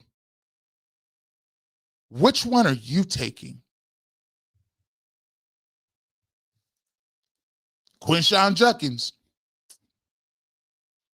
said, oh, we might want Travion Henderson. You know what I'm saying? Travion Henderson. We might want Judkins. You know, we might want, what's to do? Oh, Ashton Genty. Hey, we wanted them. Then guess what comes out? All kind of allegations. Whew. And they was crazy. You know what Andrew Berry said? Not only am I going to take him, we're going to sign him. We're going to give him this money. And then we don't even need him to practice. He's just going to come inside unseen and he cooks. What? And guess what? Ashton Genty went what? That's first round. You got Judkins, who people think is a better back in the set. You know what rich people like? Diamonds in the rough. They want to turn over the leaf and say, look what value I got. Because you can't be rich unless you get in value. You can't be no billionaire. Then on top of that, so that's two. You drafted Mason Graham. You drafted Mason Graham. I was hot. But you know what you realized? I can draft Mason Graham. And I can hide him until he's ready to play. You know why? Because I'm going to sign Myles Garrett. After Myles Garrett said, trade me. You don't understand. That's another feather in the cap. See, Myles Garrett helps you evaluate Alex Wright. Myles Garrett helps you evaluate Isaiah McGuire. Malik Collins, I picked. He was leading the league in sacks till he untimely got hurt. But you know what? I still got Mike Hall Jr., who's coming off IR, and I used the second round pick on him, so he'll fill right in on in. And I got Mason Graham. And Myles Garrett, by the way, is going to break the all-time sack record in the year where he could have been playing for a whole nother team. That's another feather in your cap. And then here's the one that hits the most. Harold Fanning Jr., you took, and he's the best tight end and best rookie tight end in the league. It's really not even that close. Look at his targets. Look at his receptions. Look at his yards. Look how hard he fights downfield. If you would have just had those, just them little hits, you was already going to be the dude. But let me tell you this too. See, you're not thinking, you're not business people. See, you use the business when you want to use the business. But G. Bush, I got a business degree. See, I just don't talk sports talk. See, I got to let that be known. I got a business degree from Ohio University and communication. See, I got a lot of degrees. So let me talk that business to y'all, since you might not be understanding what the business game is. You not only hit on all your picks, but as a businessman, The person who's the most important is the guy who has an eye for the talent. When you're the mob boss, you don't pick the goons, right? You don't pick the goons. Michael Corleone is not around picking the guys on the lower level. It's the concierge. And you know what he does? He says, I like you. I got an eye for that. I like what you do. I need you to be a pit boss. Yeah, we running this little ring down here. I need you to handle the pit boss. We doing stuff that I need you to be over my little gambling spot over here. I need you to be an enforcer. I need you to be a muscle. I like how you don't say nothing. They pick the guys. Because here's the thing. The most important is the eye for the talent. Now, let me get this straight. You telling me that the guy who just picked all these folks and got all these hits, you're going to fire him after you left D. Podesta, after D. Podesta gone. So you ain't got it's just you and D. Haslam. And now you're going to trust a new strategy officer, a new general manager, and then the new general manager, you're going to trust him to get the new coach. And it's the most pivotal draft of your life. And you got 2 first-round picks. And you need to make a decision on whether or not you need a quarterback. And you need somebody to handle the books to be able to do mental gymnastics and have intimate knowledge of your... See, you ever notice this? They don't get rid of the CFO and the COO at the same time. Let me talk that corporate stuff. You can't afford to get rid of the entire accounting department and the operations department, because the accounting department understands where all of the hidden money is, all the minimum gymnastics that you was doing to keep the money, that make them books look a certain way, all of the different ways that they was maneuvering to maximize revenue, all of the different ways that they was doing depreciation, all of those ways is proprietary. You got rid of the whole accounting department, and the operations department understands where your vendors at. What ways to get rid of the products, what ways to have different shipping and receiving, to understand, yeah, we got a discount on this one. We work with him over here, but we also patronize him in this business, so we get a discount with that. Understanding, hey, you listen, I'm sending this. Maybe you got logistics all over the world. You think operations is important? Yeah. You got exchange currencies, exchange rates, shipping and receiving. What are you talking about? You got rid of both of the departments at once? Boy, this is why you don't let G. Bush leave for a week, because I come back with 35,000 schemes. So you just got rid of D. Podesta, operating. Now you're going to get rid of Andrew Berry, and he the one who got to do mental gymnastics with Deshaun Watson's contract and find 6 new offensive linemen because ain't none of them run a contract? Which brings me to the quarterback. So you got enough money to field a team. You got a first-round quarterback and Deshaun Watson, $80 million. You see, the way the salary cap works is you're really not supposed to have that much money allocated to one position. And you have a 3rd-round asset on Dylan Gabriel. You traded up to get Shedeur Sanders as a 5th-round asset, which you could have used on linemen. And you have a boatload of money and assets, 3, 4, 5 first-round picks in Deshaun Watson and $80 million cap hit. And now you've invested another 3, 4, 5 first-round picks on Mendoza. Let me tell you a little something about accounting. Have you ever heard the term over-leveraged? Have you ever heard in your 401k when they talk about having a balanced risk assessment? Do you want all of your money in one area, in one sector?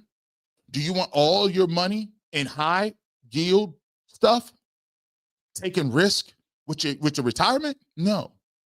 You can't allocate that much resources to your quarterback room, because if you allocate those many resources to the quarterback room, you won't have a return on investment because you can't even put them in a position to do it. Why do you have a fleet of trucks? You doing shipping and receiving. You got 35 trucks, but your HR can't even put people in the trucks. You can't find drivers. So that load that's sitting out there that needs moved, you're losing money. That truck that you own, that you bought, purchased, is depreciating every week because you can't find the manpower to even get it done. See, business works a couple different ways, not just fantasy where I want to get a new quarterback. Let me tell you this too. See, Shedeur Sanders happens to be called what we call a lottery ticket. Now, let me tell you about this. Shedeur Sanders, I read something. Shout out to Jonathan Peeler.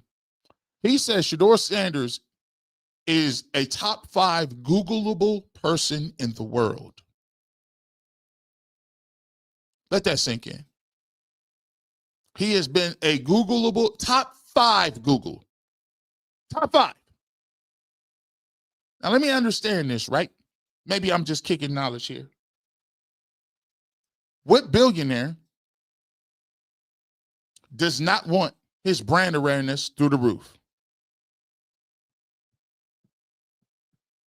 So you got to do, as we so eloquently put it out, that could play at the same level that is a 5th round asset as a 1st round talent if he plays well against Cam Ward.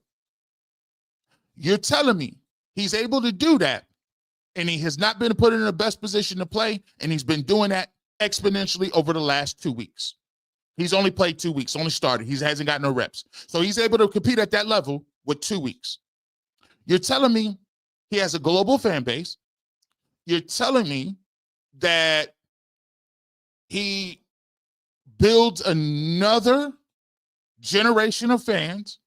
By the way, we talk about all the time. There's a generation of Browns fans that die every single week.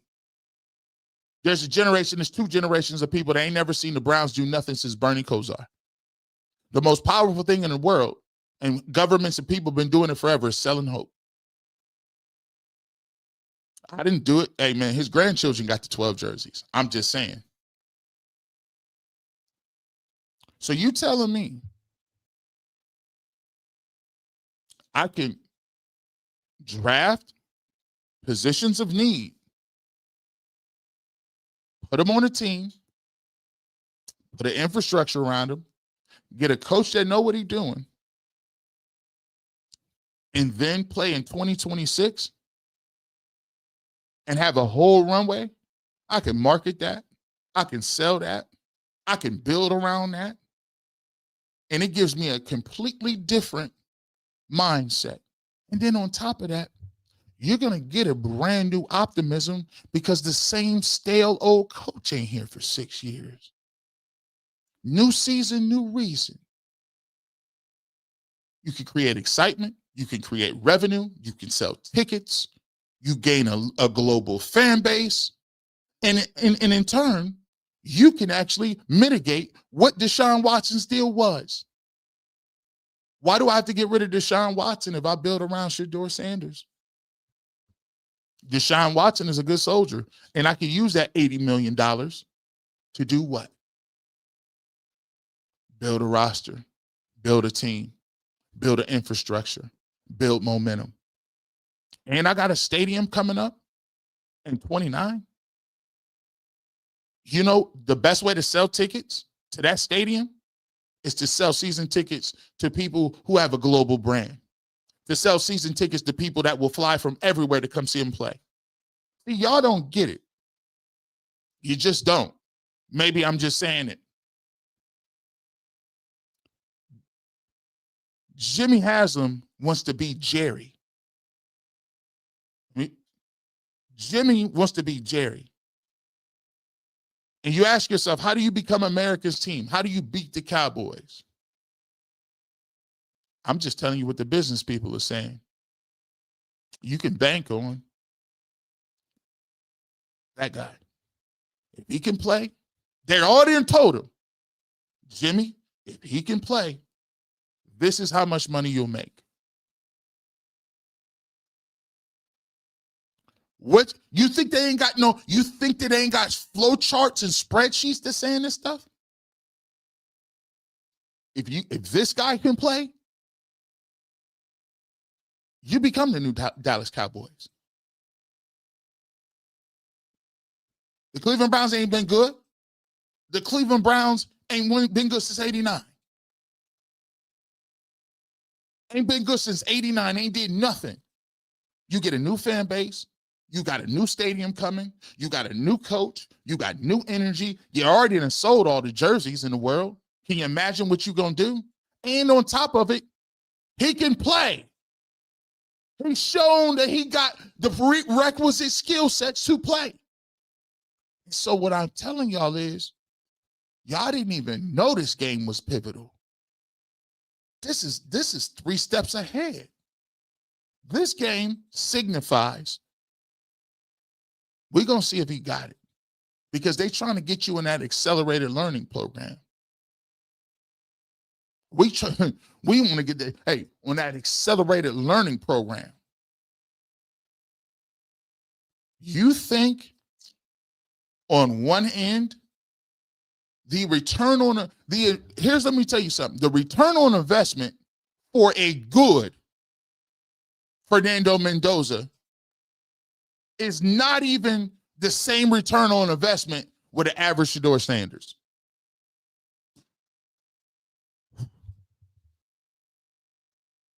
People don't be hearing what what are you talking about? You think them seat licenses, and you guys didn't get it. You guys didn't get it. When he put them prices up for them seat licenses,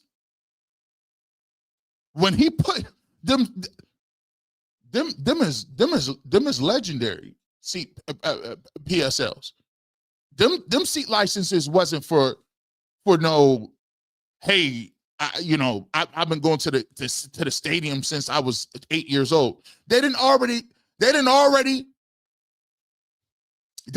phased it all the way out. That's been phased. Been phased. It's been phased. So you guys can, you debate or whatever you want to debate. But the business side, you know what the business say. You know what the marketing say. You know what the general manager is thinking. Right? You know what the general manager is thinking. The only thing left is the proof.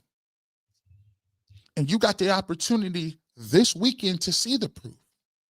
This isn't just a game between 2 bad teams with quarterbacks that we thought was going to be decent last year in the draft. This game is, if the Cleveland Browns lose this game, if they lose, they got a 14% chance of getting the first round pick, the first number 1 overall pick. If the Cleveland Browns win this football game, which I believe they will win this football game, they have a less than 0% chance. Less than 0% chance. Less than 1% chance of getting the first overall pick. You can see it. So you might as well chalk it up. If they win 2-3 more games, it's a wrap. Dunsky. You're not getting no quarterback. It's not even what it is. And by the way, I know we'll all be tuned in. I know we'll all be tuned in tonight. 8 o'clock. Fernando Mendoza takes on the Ohio State Buckeyes in the Big Ten championship game. Put a 1 in the chat if you're going to be all over it. Fernando Mendoza. By the way, I got to say, listen, let me put that back up there. Put that back up there. Where is that? I got to show. Listen, this is love. This is wild. Sandra speaks truth. Is this a typo? Is this a typo? Is that correct? Rose, is that 50? Is that literally 50? 50. I had to get with the accounting staff. That is Sandra. Thank you so that you are so 50 memberships. By the way, I don't control the memberships. They go to people randomly. That's how it works in YouTube. But here's the thing. Coming up this week, we are back at it. I missed because, we had some deaths in the family. I missed last week. But coming up on Tuesday, we're gonna get to it. We got the film review on Wednesday. We also got Tuesday. We got a special guest pulling up on. So if you guys are part of it, understand we back at it Tuesday and Wednesday coming up this week. So for all our members, we appreciate you. Want to thank you guys for all those people that have been down, holding us down. We will be members only members. We'll be back with you this week, Tuesday, Wednesday, ready to go. Thank you so much. Let's get to this. Let me throw this out here. I know I'm going over along a little bit, but I wanted to make sure we good and squared away. I want to make sure we squared away. Let me talk to you real quick, Shedeur. Let me talk to you real quick. This is it. Not saying this is it. Like, oh my God, if you don't do anything this game, you're done. We ain't talk about that. This is your opportunity. See, sometimes when you go around, and I remember playing like this a little bit too. I remember sometimes when I went to McKinley, I grew up in a winning environment. And I grew up in an environment where I saw nothing but success. 2 state championships, all Ohio, one of the best teams in the country, national championship team, USA Today. And when you grow up and you don't lose games, and I can count on my hand how many games we lost in all sports. We never lost in basketball. See, when you play 3 sports, it just hits you like that. And one of the things that always hit me was when you playing it with great people and you playing with like-minded individuals, you have a synergy involved. You have a synergy in which it's a collective thing where you guys both are trying to maximize what you're doing. You're trying to do it at the highest level. And each hand washes the other one. Each hand is propelling the next guy forward. It's all you're competing, but at the same time, it's brotherhood, it's camaraderie involved. And so when you go from that situation to get in college and you go 1-10 your first year, there's a thing that you start to understand and the things that you start to get. So my brother came up and I had starting and we were 1-10, or that year we was like 1-10. And he came up at the end of my freshman year. And he came to visit. He was in high school. So, I'm thinking about partying, going out, taking him out on the town, doing things. And so we go to a game, and I played on like Saturday. And my brother is like 16, 17, about 16 at the time. And he like, yo, man.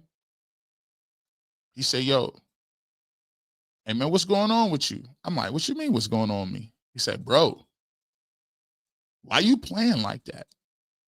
I said, huh? He said, what you mean why I'm playing like that? I said, what you talking about, Bryson? He said, bro, your swag is off. He said, bro, you be out there in your gap. Don't nobody care about you being in your gap. Like, that's bare minimum. We trying to, you make plays. I'm like, dang, I never saw it like that. We go out, we talking. He said, bro, what's up with your fit? I'm like, what? He said, bro, why you wearing this jeans and t-shirts? You G Bush. You stay with it on at all times. What happened to the dude that used to change 3-4 times? I said, dang, bro.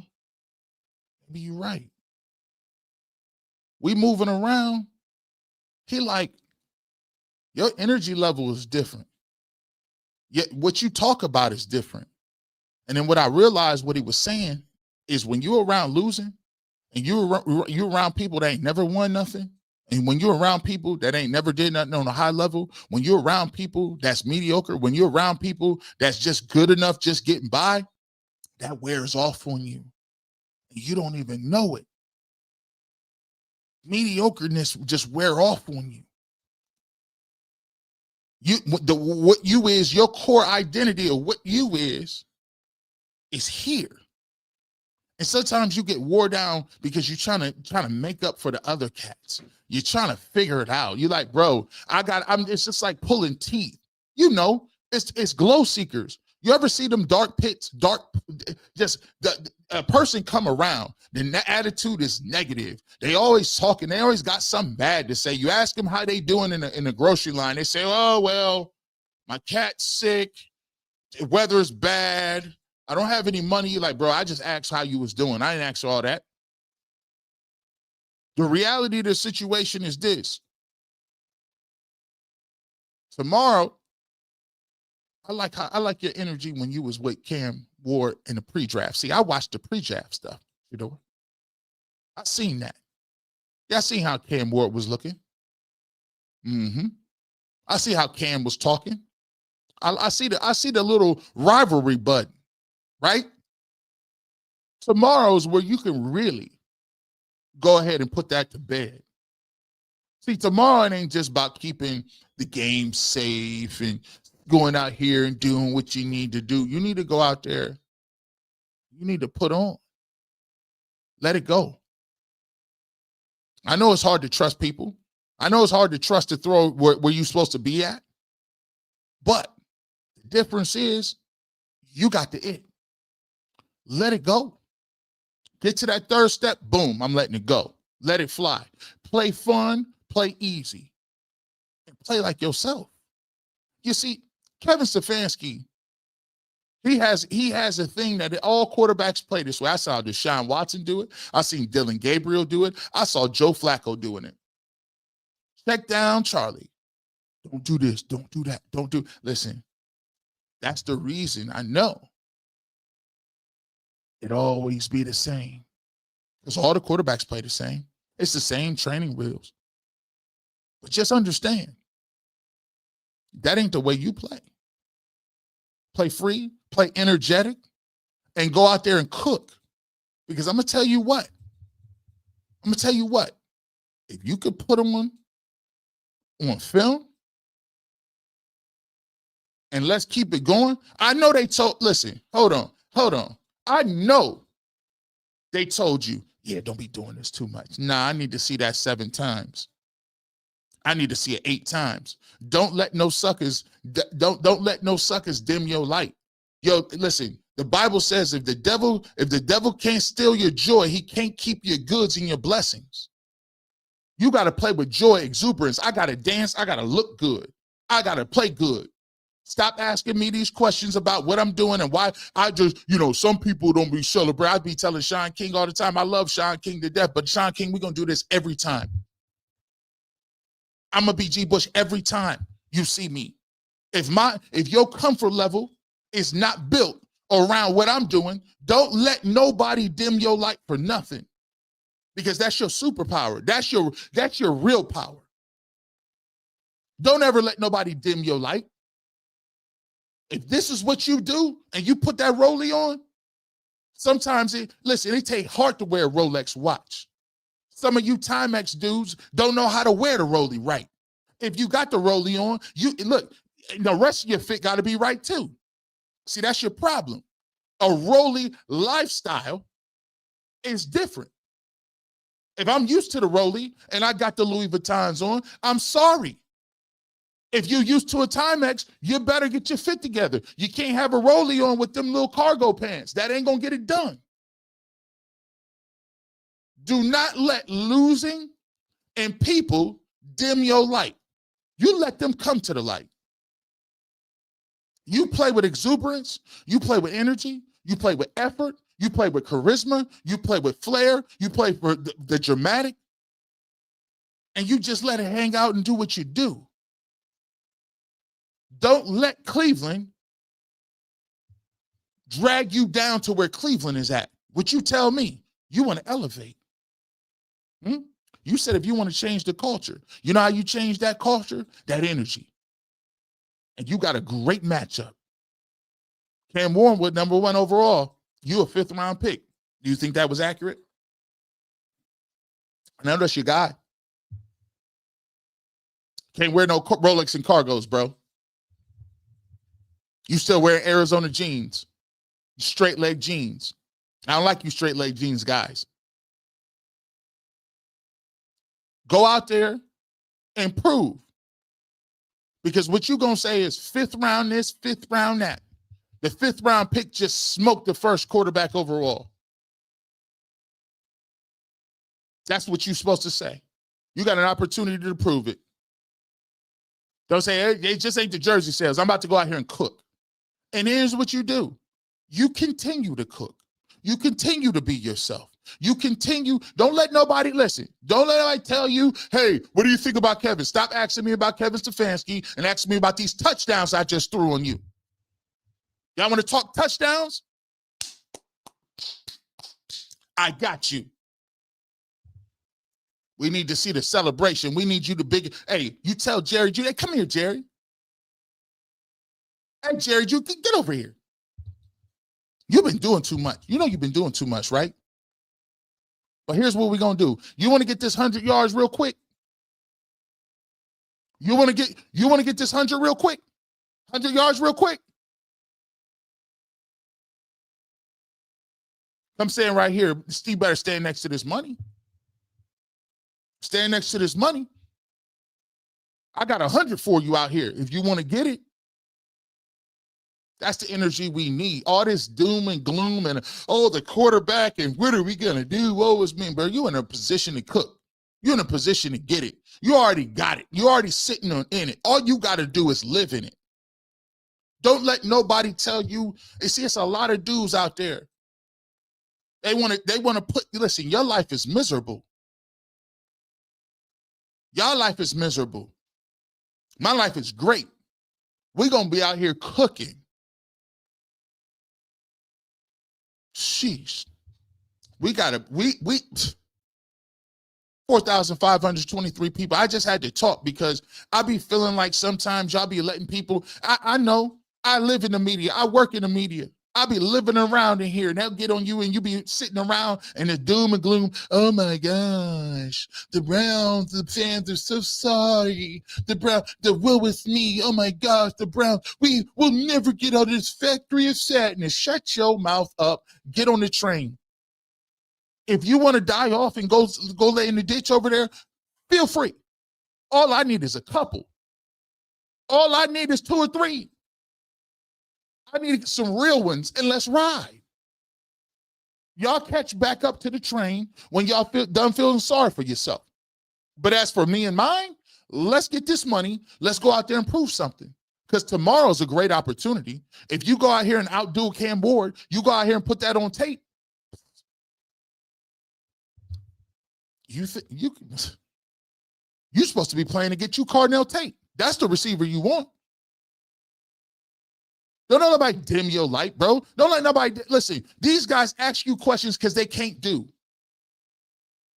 They ask you questions about dumb stuff because they can't do.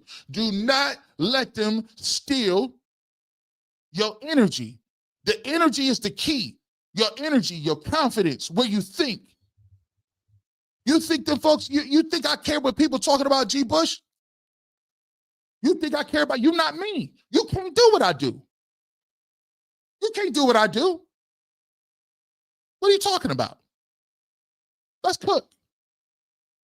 Man, you go away 1 week all of a sudden. I can't believe y'all was out here capping like that. I got him for 278, 2 touchdowns. And guess what? We're going to do it again.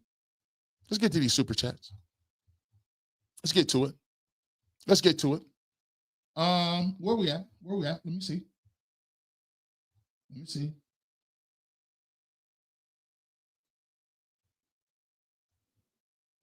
Let me see.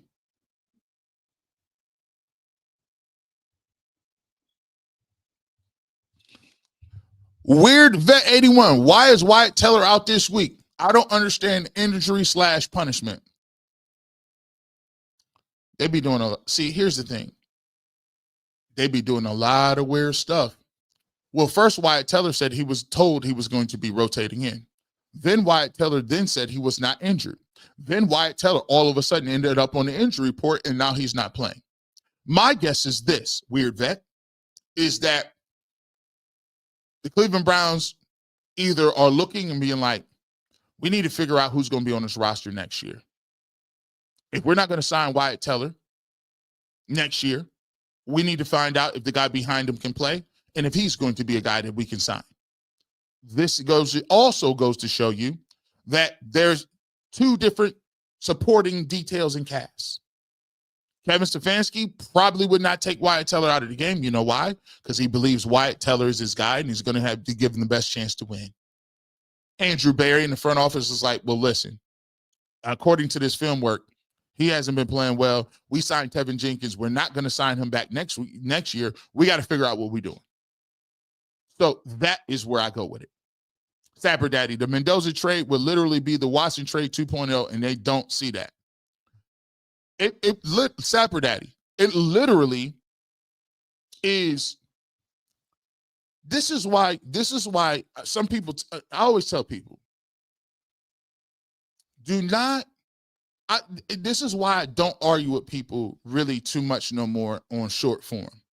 I don't argue with people on short form because they turn the conversation into something and then they filibuster and then they move the goalposts and they do all these little mental gymnastics things, right? I use my show as a long form content so that I can extrapolate and really give you exactly why I feel the way I do so it makes sense. If you trade for Mendoza, and I'm on listen, I think he could be a good quarterback. So I'm not a hater. We're going to see what he do tonight, though. I'm not a hater. But the reality is, if you making that move for him, and think about it, if he goes out and plays well, and he's the only surefire number one pick, are you getting him? No, the price tag is absurd. And so, and I'm not even, and so my thing is, you're going to trade all them future assets for a guy, and you just told me, oh, the Deshaun Watson thing set us back 3 years, and he's still on your roster.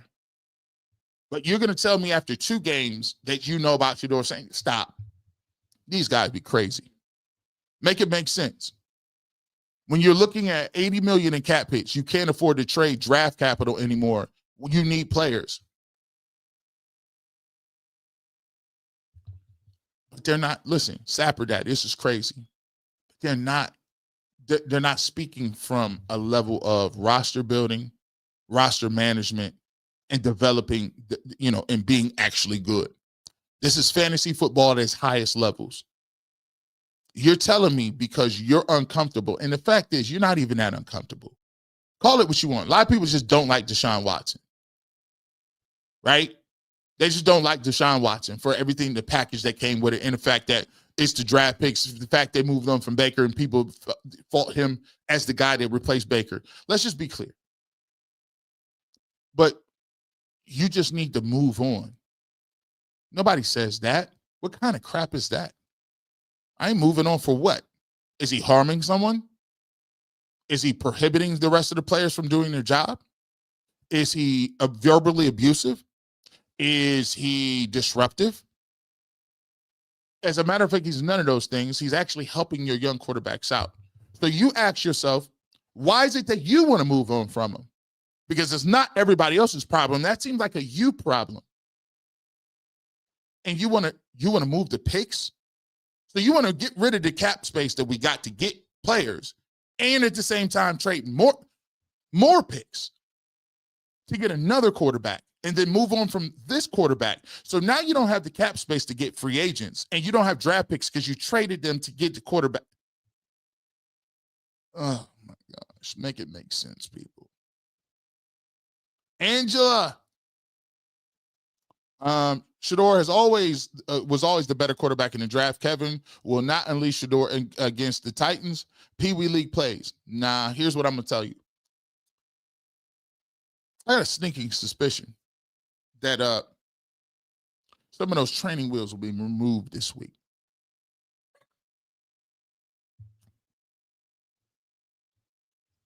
Because with every frequency in the story about Kevin Stefanski and why he's going to get another job somewhere else, for every story you see to that's more power that you done lost.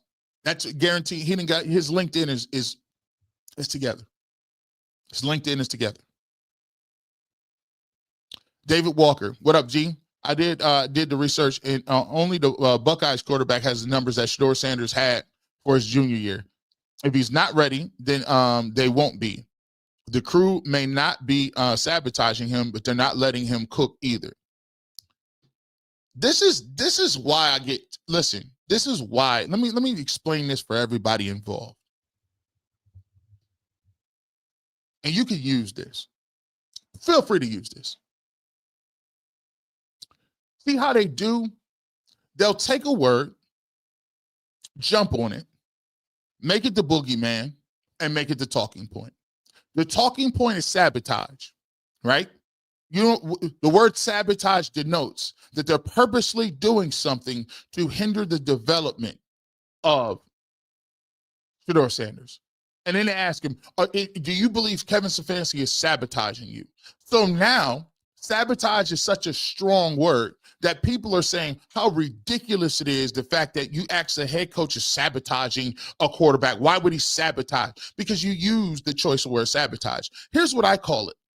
I call it incompetence. Your playbook, your offensive concepts are terrible. They are not up to NFL standards. They are boring. They are vanilla. They are predictable, and they do not lead to success in the NFL. If you want to call that something else other than sabotage, fine. Call it incompetence. But it's something I've been saying before Shedeur Sanders got here. See, that's the problem they got with all this. I've been here 3, 4, 5, 10, 15. I was here. Let me tell you something. I was here before Kevin Stefanski was here. I was doing this before he was here and all of it. And for the last 6 years, I've been pointing out this nasty little playbook that he got that was bagged and people were sitting all over before. So, no, don't change the subject and switch it to sabotage. I just don't think you're that good at your job. You see how easy that is? I don't think as an offensive coordinator, as an offensive mind, you are very creative and are an elite play caller. I don't think you handle time management well. I definitely don't understand your fixation with all of these ridiculous plays. You can't, so don't throw sabotage out. We're talking about whether or not he's competent. And anybody for 2 years in a row who turns their playbook over in the middle of the year because it's not working is not competent. So no, you're not going to get me on the sabotage game and talking points about circular arguments about whether it's sabotage or not. I want you to hear you say your circular argument about how come his playbook is this nasty. Sapper Daddy, the lack of patience in the fan base is crazy. Y'all just want to hold draft parties and discuss players, and it won't be good because they have no support where they need, and plus your staff is trash. Well, that's what we're good at. That's what we're good at. By the way, it's not patience. Again, think about it. How hard is it to ask a 5-year-old to be patient? They don't have a concept of that. What do you mean patience? She's 5. He's 5. This fan base has never seen winning. How would they know what winning looks like? How would they understand what real organizations do? How would they understand? We've drafted quarterback after quarterback. We told them last year, you need receivers. Why you think I want Travis Hunter? We said the year before that, are you going to trade for a receiver, right? We've talked about this for years. We have no lineman signed. And even though they have no lineman signed, they still want a quarter. So here's the reality. They're not talking out of a wish to see what's best for the Cleveland Browns. They're like, listen, half the people opine on quarterbacks based on whether they like them or they don't. If politics should have taught you anything, and this is the reason why it's important to talk about human nature when it comes to politics, because sports is political and tribal. Most people do not vote based on their own need or what's best. They vote on who they like or they can resonate with. That's it. So if you're asking why people ain't got patience for quarterbacks that they don't like, if they don't like them, they're not going to have patience even if they're good. They'll just make up a reason why they're not patient or why they should be gone. QC Concrete, Super Sticker, thank you so much. I appreciate you. Miss Melanated says the reason Shedeur is in the 5th round is because he's confident and he's has the power equity clause in his contract. Follow the money. Shedeur is making more money than a lot of vets. They know Shedeur is better. And he already got the bag. That's another thing too. Understand this too. A lot of this has pivoted and changed because of NIL deals. When I was coming up, it was more along the lines of you should be lucky to get a scholarship and we're going to get everybody else rich, not you. So NIL has come around and has changed the way people view athletes. Nowadays, athletes, they talk about them ruining the game and super this and that. It's just NIL is ruining it. No, when people start getting money, people start looking at it differently. They start looking at you a little bit differently. J Mac Too Fresh, G Bush cooking with grannies can can of lard and sits it on the stove top, double wrist up. Hey, that beef tallow, that lard up there, that cooked different, that fried different. You put it up with one of them cast iron skillets. James Woodard, what you think about the Raiders ex-coach? Pierce? I like Pierce. Pierce actually said they was going to take Shedeur Sanders too. I like him. I need the Cleveland Browns to get me. I need a different vibe, bro. They need a different vibe, bro. I need somebody that can inspire some people, get some offense going. Give me a coordinator too. Give me somebody. Look, man. David Walker, AB stays, Kevin goes. Brian Flores is head coach, keeps Schwartz as defensive coordinator, Brian Leftwich is offensive coordinator, and get a special teams coach. Build around Shedeur with a better offense line, receiver core using picks that you have. I wouldn't be mad at that. I wouldn't be mad about that.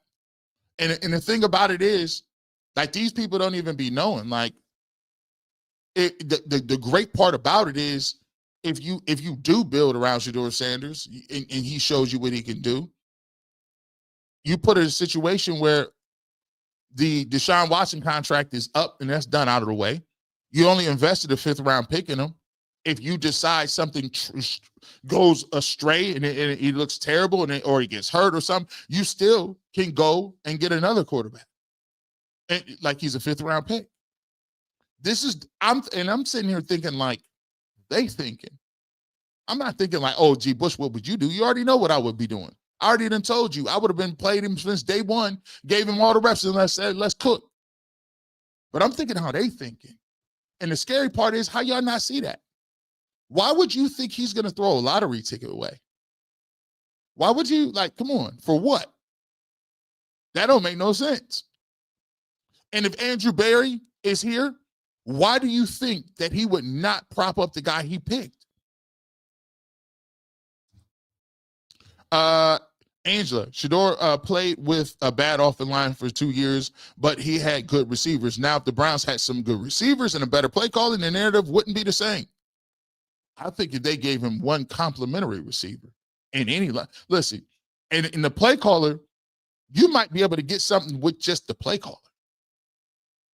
Like, it's not like this dude got the advantages of, That's the thing. That's the reason I gave him the prep talk. He don't need no pep talk.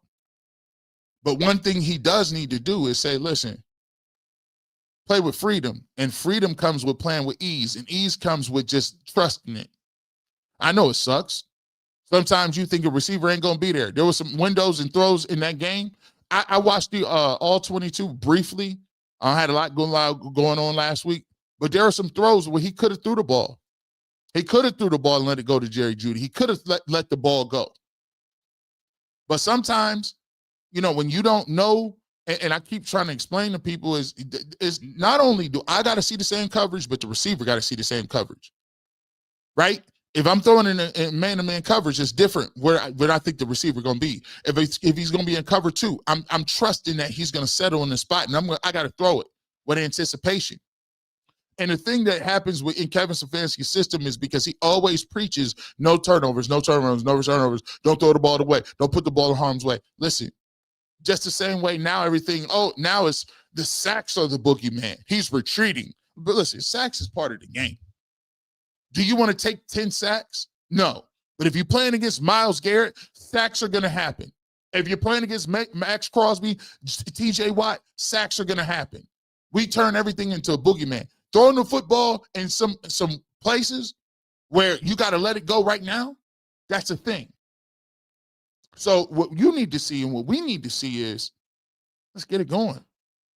Yeah, you're going to throw some interceptions, but here's what I'm going to say. You may throw some picks, you may put it in harm's way, but guess what? The evaluation ain't going to be that this guy, he's not going to push the ball downfield. Make something happen, let's cook, let it go. Let it go. Let it go. I was totally in the wrong key, too. Keith and Graham. Hey, can you talk about the O-line that has been shown that they need to, they've been missing tackles on purpose on 4th and long? Listen, the offensive line is not good. I've been talking about this offensive line for years. I think Nick Chubb kind of overinflated what they've been able to do. Him and Kareem Hunt, when they was here in their prime, they made a lot of guys miss. If you look at what's going on right now, guys are getting hit in the backfield. Quinshon Judkins gets the ball. It's always a guy. I don't know who they're blocking. Another thing that we need to talk about is, let me just explain to you guys this. Kevin Stefanski is in charge of the run game, right?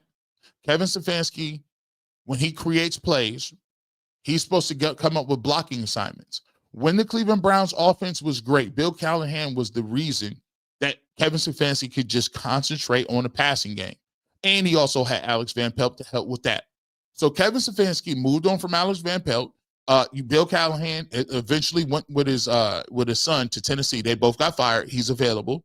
But Bill Callahan designed the runs. He designed the concepts in which they block each other. So if they're based on this front, this is the way we're going to block it. He's also going to put in the run plays that we're going to run. Are we going to run gap schemes this week? Are we going to run outside zone, inside zone? All of those things. Kevin Stefanski has not done a good job in their running assignments. There are multiple times where guys look like they don't know who to block. They don't block guys that are right in front of them. I don't know what the protection schemes are because there's too many guys coming free. Guys seem like they don't know what they're doing. They've been doing that for 3 years, well, 2.5 years. So that's another part of it. We skim over that because we don't talk about it. We want to talk about what the quarterback and whether he's sabotaging, if Kevin's sabotaging the quarterback. I want to know if Kevin knows what he's doing up front and he has the blocking assignments right.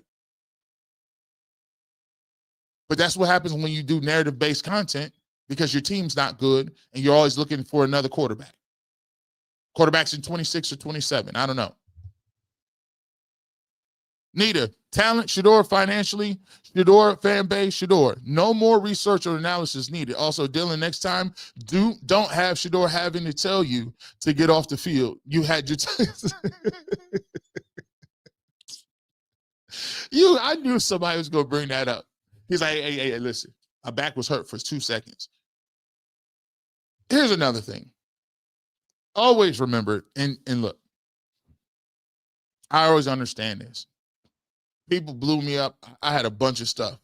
Like, what do you think about Dylan Gabriel's girlfriend? Listen, shout out to all the girlfriends and wives. This business is crazy. Here's what I'll say about, I'll use my example. Rosie don't like football. She watch a couple of players and watch it. Other than that, you're not going to see her nowhere. You might see us out to eat. You could catch our blog. Matter of fact, if you're a member, you can catch all our blogs. You know about me and Rosie's relationship. Rosie she don't get involved in stuff. So when you get into this game, it's best. I know it's hard because we just all want to protect the loved ones, right? We got a lot of aunties and uncles in here for sure. We want to protect them. Sometimes it gets a little hairy out there. It's always best that your family, my mom and dad, they want to be in the comment section. They would love to. They refrain from doing. You know why? Because it opens you up to people that are going to say things. So people say, what do you think about that? I'm like, look, it's natural. People are going to want to protect their loved ones. They want to stick up for them. But when you're a public figure, yeah, it could get kind of nasty because people don't take those things nice. Nish speaking. Welcome back, fam. Still praying for your peace and comfort. Great show today. Shedeur about to deliver some sizzle. Tomorrow about to be one of them, man. I can't wait for tomorrow because you get an opportunity. That's why it's funny. You get an opportunity to calm all that down. You get an opportunity to calm all that down. And by the way, you can go 2-1 as a starter. I like that. My condolences, you've been missed amongst the media programming. Ellie Mars, thank you so much for, and I missed pulling up on y'all too, man. You know, shout out to everybody that give them prayers and thoughts, man. I really felt them, man. He was like, you know, we still got, you know, I still got a funeral to go to next week on Wednesday. So I'm going to be out on Wednesday. I'll be in Canton, but I'll be back. You know, it's crazy because, you know, during the holiday season, it's kind of wild where, you know, you lose people. And shout out to my family, you know, my cousins in here and all the people. Shout out to the Bush family and the George family. So I always say this, you know, a lot of this stuff is cool, but this ain't real life. We talk about football. We talk about the Browns or whatever football topic we talking about, man. Your people is the most important. And you could be here one day and gone tomorrow. So it's all about what you living and putting down. None of this stuff ain't gonna move you. Like nobody ain't gonna never say, here stands a man that had the greatest take in the world about the Cleveland Browns. Nah, that ain't what testament you live on. Like your testament is what you do for people, how you act with people, what you do for each other, how you treat everybody, and as you trying to put your footsteps forward in a way that God would have you move.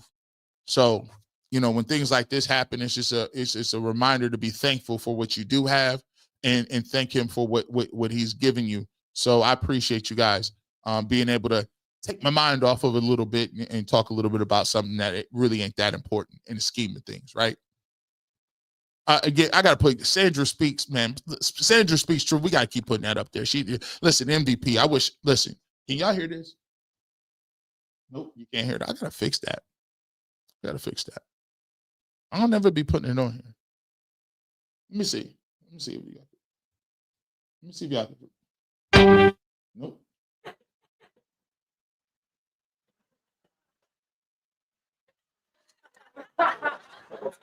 Yeah, that's you laughing. Yeah, you're laughing at the bill. See, I had ability to play these little things all the time. They can hear that, Rosie? Sounding? They heard that? Okay, cool. All right. So we got sound effects too.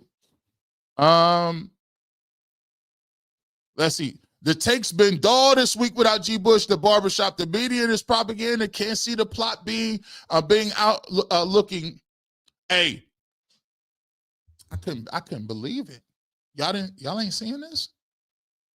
How you not see this? It's right in front of your face. This is why always sometimes when you unplug, you get dialed back in. When you unplug, you get dialed back in. Sometimes they be on the wrong frequency. How you not see? How you not see what's cooking right in front of you? Especially if the Browns keep winning these games. It sound cute. See, y'all always is 2-3 seconds late. It sounds good. Oh, we'll just package these picks and trade up. Are they really going to do that? Are they really doing that? No, neither. Sandra leading the village with gifts. Much love. Thank you. G. Bush, they building with Shedeur is cheap and a higher ceiling, period. Sorry for your loss. Hey, Jihad Goldsby. I tell you what, you said it in a much condensed version. They building like let's look at this landscape here, fellas. I mean, people are building around J.J. McCarthy and Michael Penix. I'll wait. Jinx 696. AB is JB is the spook who sat by the door. A great book. He's always the smartest guy in the room. Shedeur is his gold mine. Yeah, coach, O-line and receivers are in 26. I don't think y'all like. I'm just sitting here selling. I'm just telling you, bro. What owner who is building a $1 billion stadium, billions? He's going to go. That's why the whole Dylan Gabriel, this is why nobody wanted to say. This is why the whole Dylan Gabriel thing was crazy. This was the beginning and end for Kev. Hold on. You meaning to tell us that is what you were? We can't build with that. We can't build. And then people say, trade him. Why would you? Look, let me ask y'all a question really quickly. Let me ask you a question. Let me ask you a question. Seriously. If tomorrow the Cleveland Browns say at the end of the season, they say Shedeur Sanders is going to be the starting quarterback moving into 2026. He will take all the first team reps. He will be the first team quarterback. We will build something around him. Now, chances are they won't say that. But let me just ask you a question. Honest situation. How many, first and foremost, put a 1 in the chat if they would sell all their season tickets out, or 2 if they don't. If they name him the starter for 26, will they sell out their entire season ticket pool? 2, let's dig a little deeper. If they do name him the starter, do they make more money or less money? And how many national television games will they get?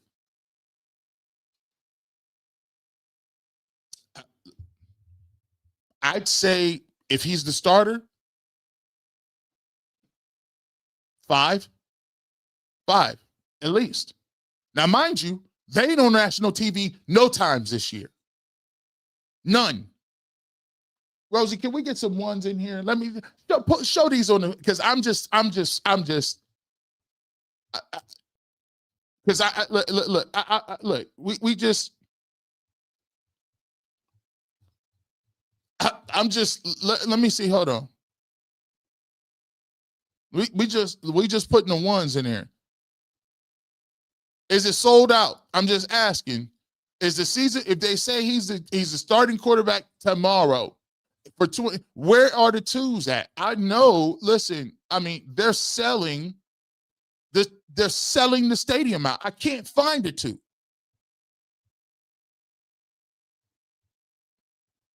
I can't find the 2. But like, yeah. By the way, how many national television games are you getting? So the upside from a business standpoint is we'll take another quarterback, get no lineman, have him start, and we don't sell out any tickets, and we're never on TV again. Okay. Get this work, G. Bush and Rosie, Kool-Aid Mafia and Dog Pound. We salute you. We appreciate you. Selmo Fudd, thank you so much, my guy. Glad to be back with you. Great message to Shedeur G. Bush. Don't let nobody dim your light. Don't do it. Chocolate Thunder 67. Big fat cent. Let your light so shine. It's showtime, baby. Hashtag cook G. Bush. It's time to go. It's time to go. Sir Charles T, I joined UCSS day one. I find it funny how Jason the Bull act towards super chat questions like they are dying, but they have been asking players questions for years. If your player act like that, let me tell you this. I can only give you my thoughts on the situation. The reason why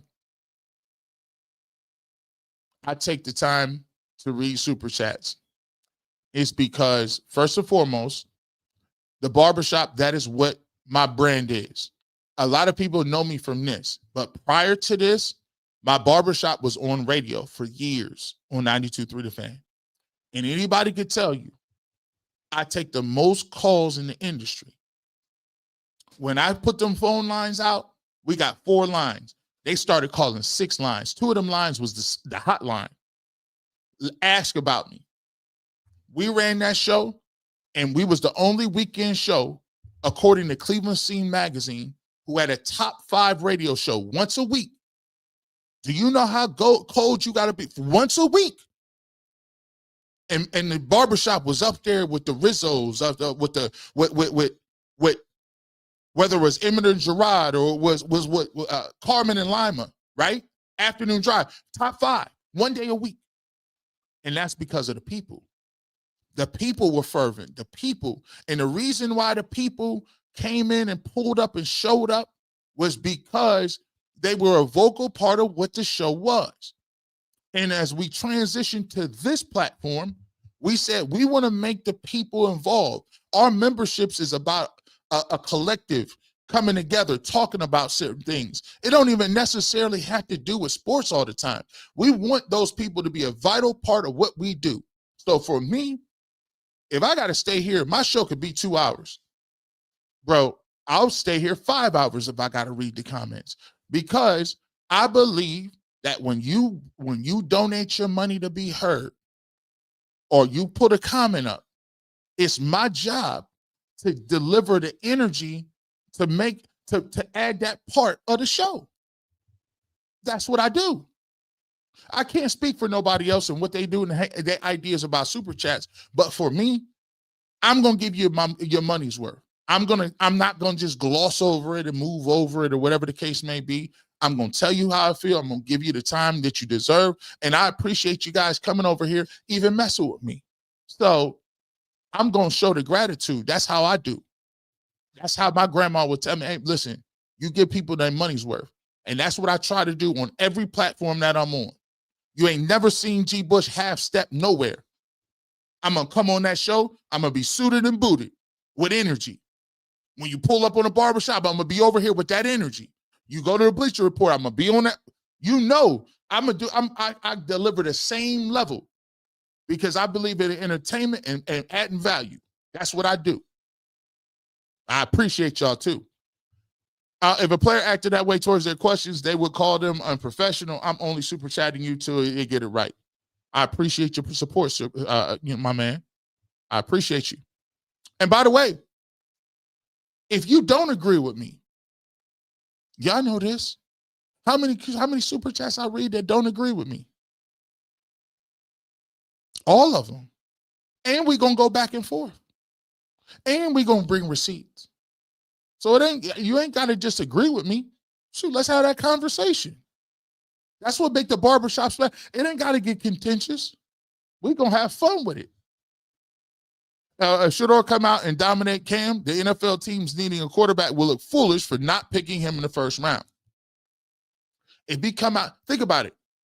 If he come out and show the same level skill set, be like, well, Cam could do that. I could do that.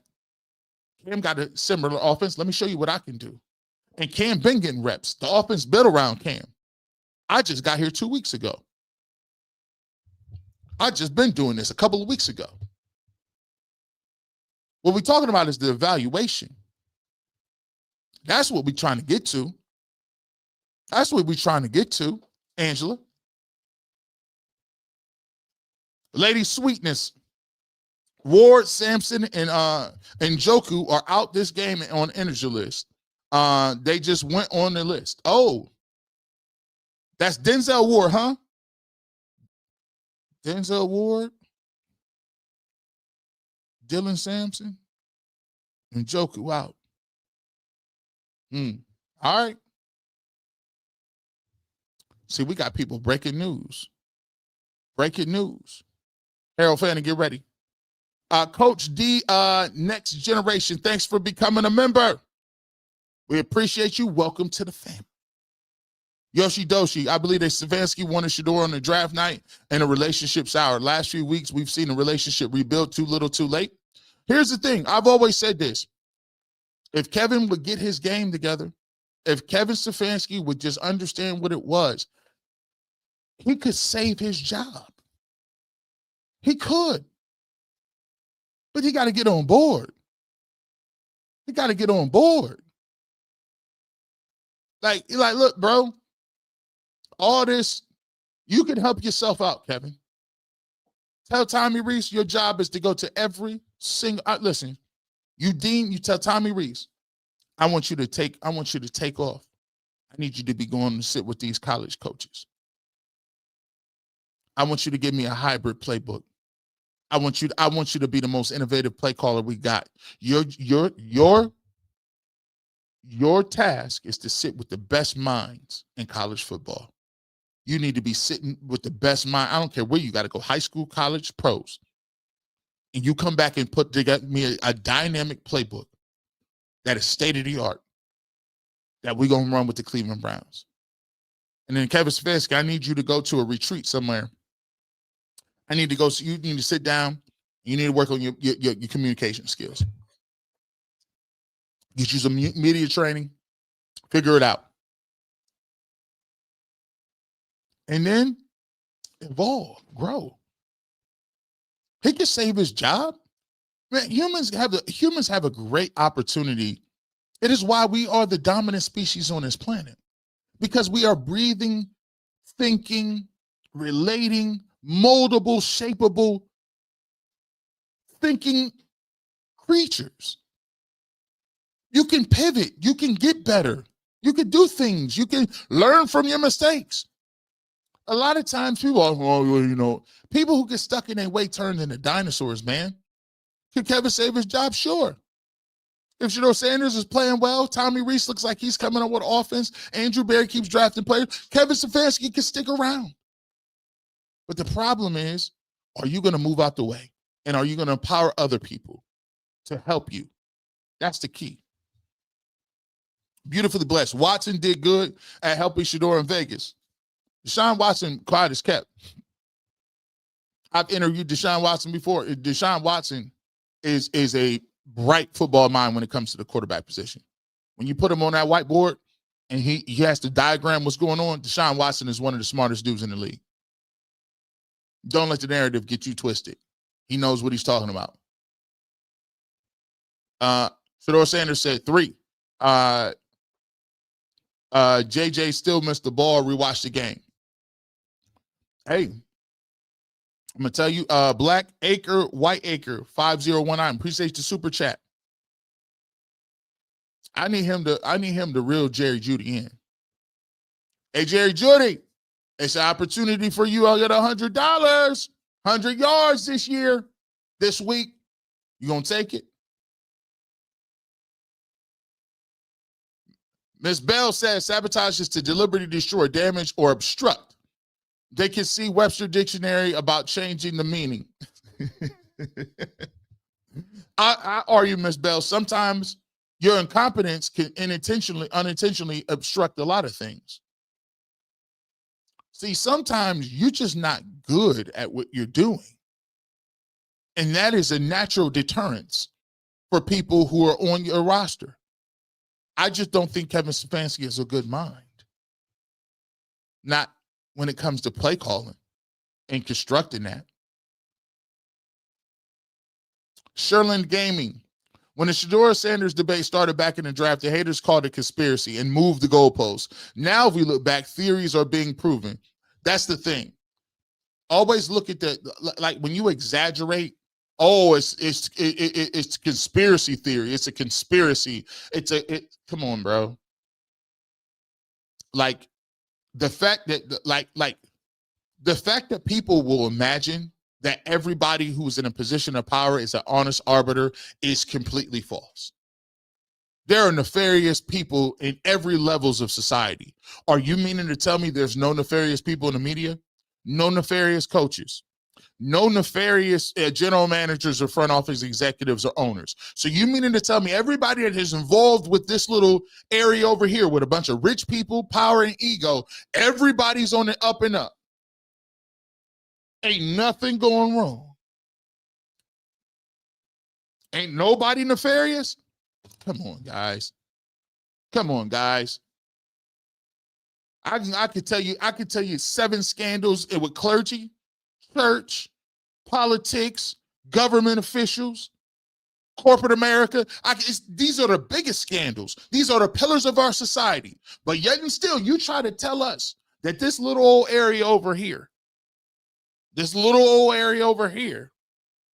nothing to look at. Everything's going to up and up. We're going to take your word for it. Stop. Yoshidoshi, NIL made executives love control. NIL gave people get off my lawn money. If I'm a millionaire, it's hard to go back working for people. I always ask you a question this, though. You ever notice this about the control factor? See, what they do is they use money and how much people make to sully the narrative on players and the greed and the fact that they don't deserve it. But you ever notice that general managers and coaches' contracts are not divulged? Wonder why? Because that's the way they move. That's the way the narrative is shaped. See, the narrative is that coaches are yeomen, clergy, guys that are akin to firefighters and police officers that do a job that's thankless. They try to act like they working on what? Minimum wage? No, they get millions too, but they don't divulge that because then they could play the role of the spoiled, over the top, arrogant, extra coach, extra player, extra guy who's a diva. That's the way it be working. I'm just letting you know. Say I'm lying. Coach D Next Gen, Shedeur Sanders needs a message needs this message before the game. This was straight from God. He needs to be exactly who God designed him to be and let the chips fall where they may. And the only reason I said that is because I lived it. I got chills just a little bit when you said it. I got chills a little bit when you said it. Because it's hard. It's hard trying to be a light in darkness. It's hard. As a star, you got to create your own fusion. That's why stars are beautiful, constellations and bodies. And it's like when you the sun, think about the amount of gravity that you rest. The star is so massive that the gravity of your own mass wants to crush you. But the inner core of what you are, the fusion, is the light. And it expands. And there was a constant struggle between the pressure of the mass on the outside and the inner fusion pushing all of the light out. And it's a very slim dance. But when that fuel runs out, guess what starts to happen? The star collapses under its own weight. You know what it becomes? A black hole. There was always the pressure, but you have to create the inner force that does not matter about the outside pressure. That's why you got to be rooted. That's why you got to be stamped. That's why you got to be solid. And you can't never stop that light that you got, because the second you stop that light is the second that pressure gets to you, the second that everything collapses. And you can't count or no, you can't start a star. A star is only self-containing. It's only self-containing. And you wonder why people be so salty at stars all the time in real life. Why are you mad at stars? Why are you mad at people that's popular?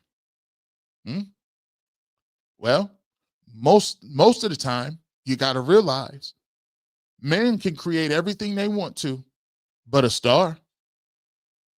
Why do you think they ask all the time? Why do you think you're so popular? Why is it that people resonate with you? See, people be hating stars because they can't become one themselves. See, never. I was in astronomy bag. I'm sorry. This is what happened when I'm gonna finish this up. I'm sorry. Shedeur Sanders don't trust Judy. That's why he didn't throw it. She'll land in gaming. That's part of it. Jerry Jeudy be giving up on routes too. Jerry Jeudy be doing all that. But here's the thing too. Find you somebody. Find you 2 or 3. Is somebody on there that want to eat? You tell him, hey, if you don't run this route hard, I'll throw the ball to Harold Fanning Jr. every time. Hey, Cedric, tell me, you want to eat? Somebody want to eat. Find you 1 or 2. James Woodard, I'd rather just them say they want a white quarterback. Well, they're not going to do that. Why would you do that? And then let me just keep this real too.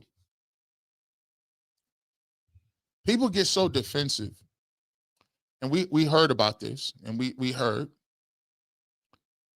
and I tell people about this all the time. You know, when a matter of race comes up, this is par for the course, right? Is it right? No. When you talk about race and we talk about what it means at quarterback, are there some people that, you know, are still uneasy about quarterbacks that happen to be black? Sure.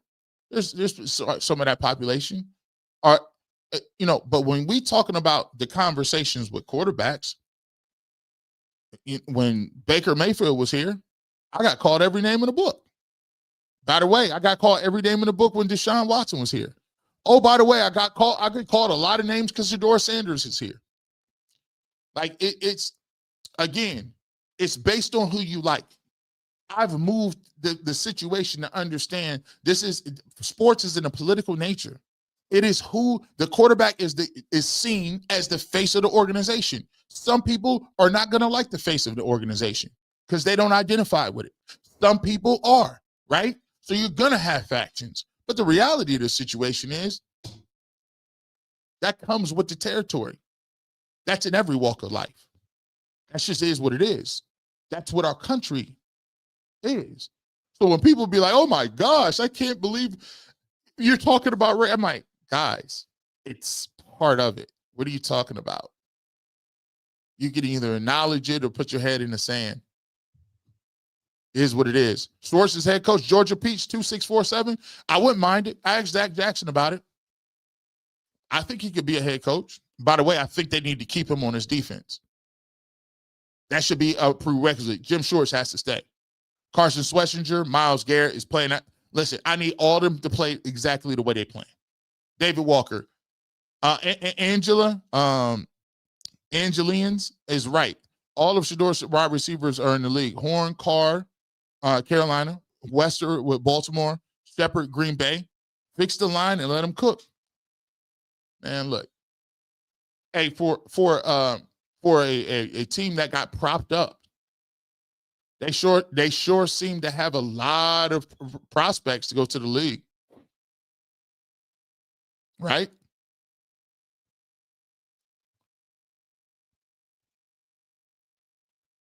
Yoshi Doshi, I go to Planet Fitness too. I'll come back. I'll call you. Hey, G. Bush, what's your thoughts on the footage of Batonio and Conklin falling down on purpose? The ultimate ain't the same when you're gone. God's music, I feel like, again, I don't feel like they fell down on purpose. I just feel like they weren't good. Joe Batonio has not played good. He got swim moved. What he did is basically you try to put his face in a block. That's rule number one. You have to see what you're hitting. You have to bring your base, bring your feet. And he got lazy and thought, hey, it's the goal. It's 4th and 1. Let me dive at his ankles and legs. And he got swam. Like, he's like, get off me. As a defensive lineman, that was predictable. So you're diving at legs. That's not what it is. Like, that was a lazy move. He got Olayed. And look, when a person says they're retiring, Joe Batonio had no disrespect. He's had a great career. At some points, people thought maybe a border Hall of Fame career. I wouldn't say that. He was a very good player for a long time. He's not good anymore. No disrespect, but he's played a lot of years. He's used up a lot of reps. And it's just a situation where they need new linemen. And so that is just goes to show you, he got beat by a dude that ain't even really that good. Deanna Bowens, thank you so much. You became a member for 2 months. And by the way, the ones is in here. David Walker, more money, and they will get a Sunday or Monday night game too. Facts. If you feel like Shedeur ain't gonna listen. But they'll say, G. Bush, it's all about winning. But you just told us all year it wasn't about winning, remember? Didn't y'all tell us it wasn't about winning? It was about the new stadium? So when I bring this up, what are you going to say? Well, they have to get a quarterback because it's about winning. But you just said this year wasn't about winning. So what is it? I'm waiting for the conversation. I've given you the data. I mean, this is not very refutable. Cam and Shedeur, 1 win apiece. Meeting starters, wow. This is crazy. Here's the thing. You got to start looking at it from their perspective. If I can get a guy who's playing quarterback, who's been put in a disadvantaged situation, and there's a guy who's been the number 1 pick, he's been that guy who's been getting the reps. If I got a guy in the 5th round that can play just as good or better than the guy that's in the 1st round, and they got 2 terrible offenses, why am I talking about getting another quarterback? What are we talking about here? That's the conversation. Pretty Ricky, what they called him, sending love for Virginia. Shout out to VA. Shout out to the Clips. I always enjoy your commentary. Be blessed and stay encouraged. Thank you so much, VA. Great musicians down there. You got the Neptunes, Teddy Riley, Timberland, Magoo, Missy, Genuine, I think is from, I don't know if Genuine is from there. Who else? The Clips is from there. Who else from Virginia? Shout out to them though. Shout out to them. Lethal Gaming Inc.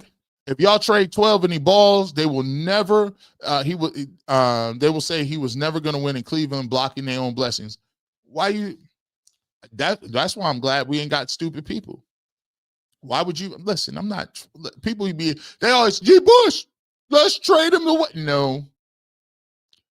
Guns N' Roses or AC/DC? Come on, Guns N' Roses changed.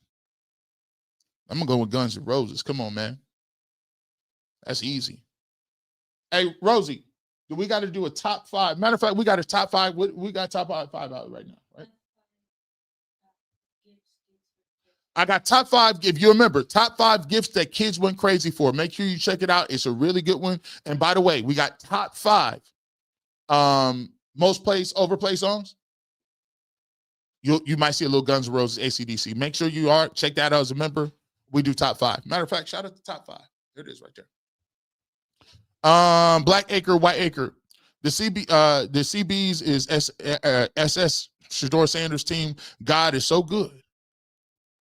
And we know all the time God is good.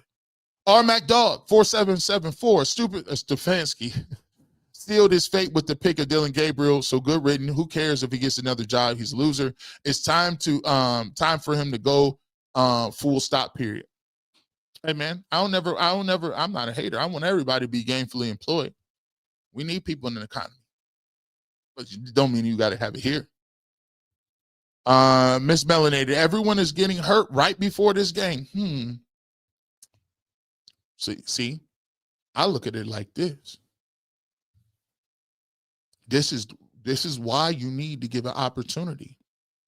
We want to see, hey, listen, people getting hurt. Hey, I just need 2 or 3.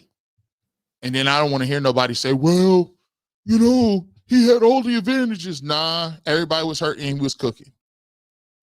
Don Peasy Weezy, when Shedeur dominates Sundays, the OG Mel Kiper better be vindicated. Wasn't the biggest fan of him prior, but Unc was 100% correct about Shedeur evaluation. That tape is going to age well. That's going to age like a fine wine. Because now, in real time, we're going to get to see it. G. Bush, Derwin Brannon, we lament Kevin Stefanski's communication skills, yet he has an Ivy League degree in communication. Shaking my head. He just playing in our faces. New head coach in 26, wrist up. Kevin, sometimes people is good at communicating when they want to communicate. Sometimes it ain't about whether they can or they have a lack of skills. It's a lack of will or want. G. Bush explained the viral lineman video where they took a dive on 4th and 1 against the 49ers. Michael Stevenson. Yeah, that's one of them joints where basically what they do, if it's 4th and 1, you're trying to root hog. You're trying to get down low and root hog guys off the line of scrimmage so that you can gain some leverage. The problem is Joe Bitonio did not keep his head up, and the other linemen dove without keeping their head up, and they got swam. So a swim move is just basically where you take a step to the right, you move, and you overswim, and then you tackle the guy in the backfield. On that play, he needed to be firing out. I don't even like what they did. That's a root hog technique. I don't like when people do that because it doesn't give you any running room. All you do is lay on the ground, and it stops the running back in the backfield because you're laying on the ground, obstructing the vision.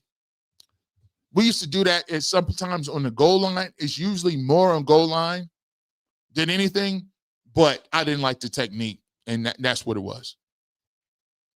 Jab 9237. Half of Cleveland fan base thought like losing is a family heirloom.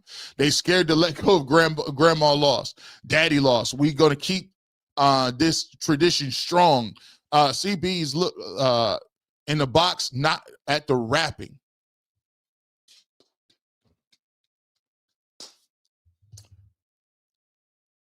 Let me tell y'all something. Sometimes people feel they got a monopoly. Some people have a monopoly on winning. Some people have a monopoly on losing.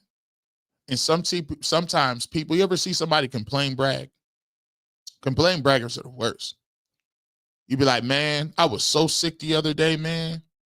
Whew, man, I was sick as heck, bro. Oh, for real? You was sick, man? That ain't nothing, dog. I was sick 3 weeks ago. Doctor told me I had 6 minutes to live. You like, what? Okay. Yeah, man, I had one of the best sandwiches I ever ate over this little market over there. Oh, for real? Yeah, that sandwich sound good, but it wasn't better than the sandwich I had. This sandwich I had was one of the greatest sandwiches. It won 3 awards. Won 3 awards in the magazine, man. Like, man, I went through something tough the other day. Had a couple of people pass away. Yeah, man. Yeah, that's crazy, man. But let me tell you something. I had 7 people pass away. You're like, dang, bro. Do you want the monopoly on bad things? And sometimes when you're dealing with Cleveland Browns fans, that's the only thing that keep you together is losing and drafting new quarterbacks. So sometimes that's where they be at. Kitty 2.5. Did you see the video where the offensive line whiffed on purpose on 4th and 1? Yeah, I seen that.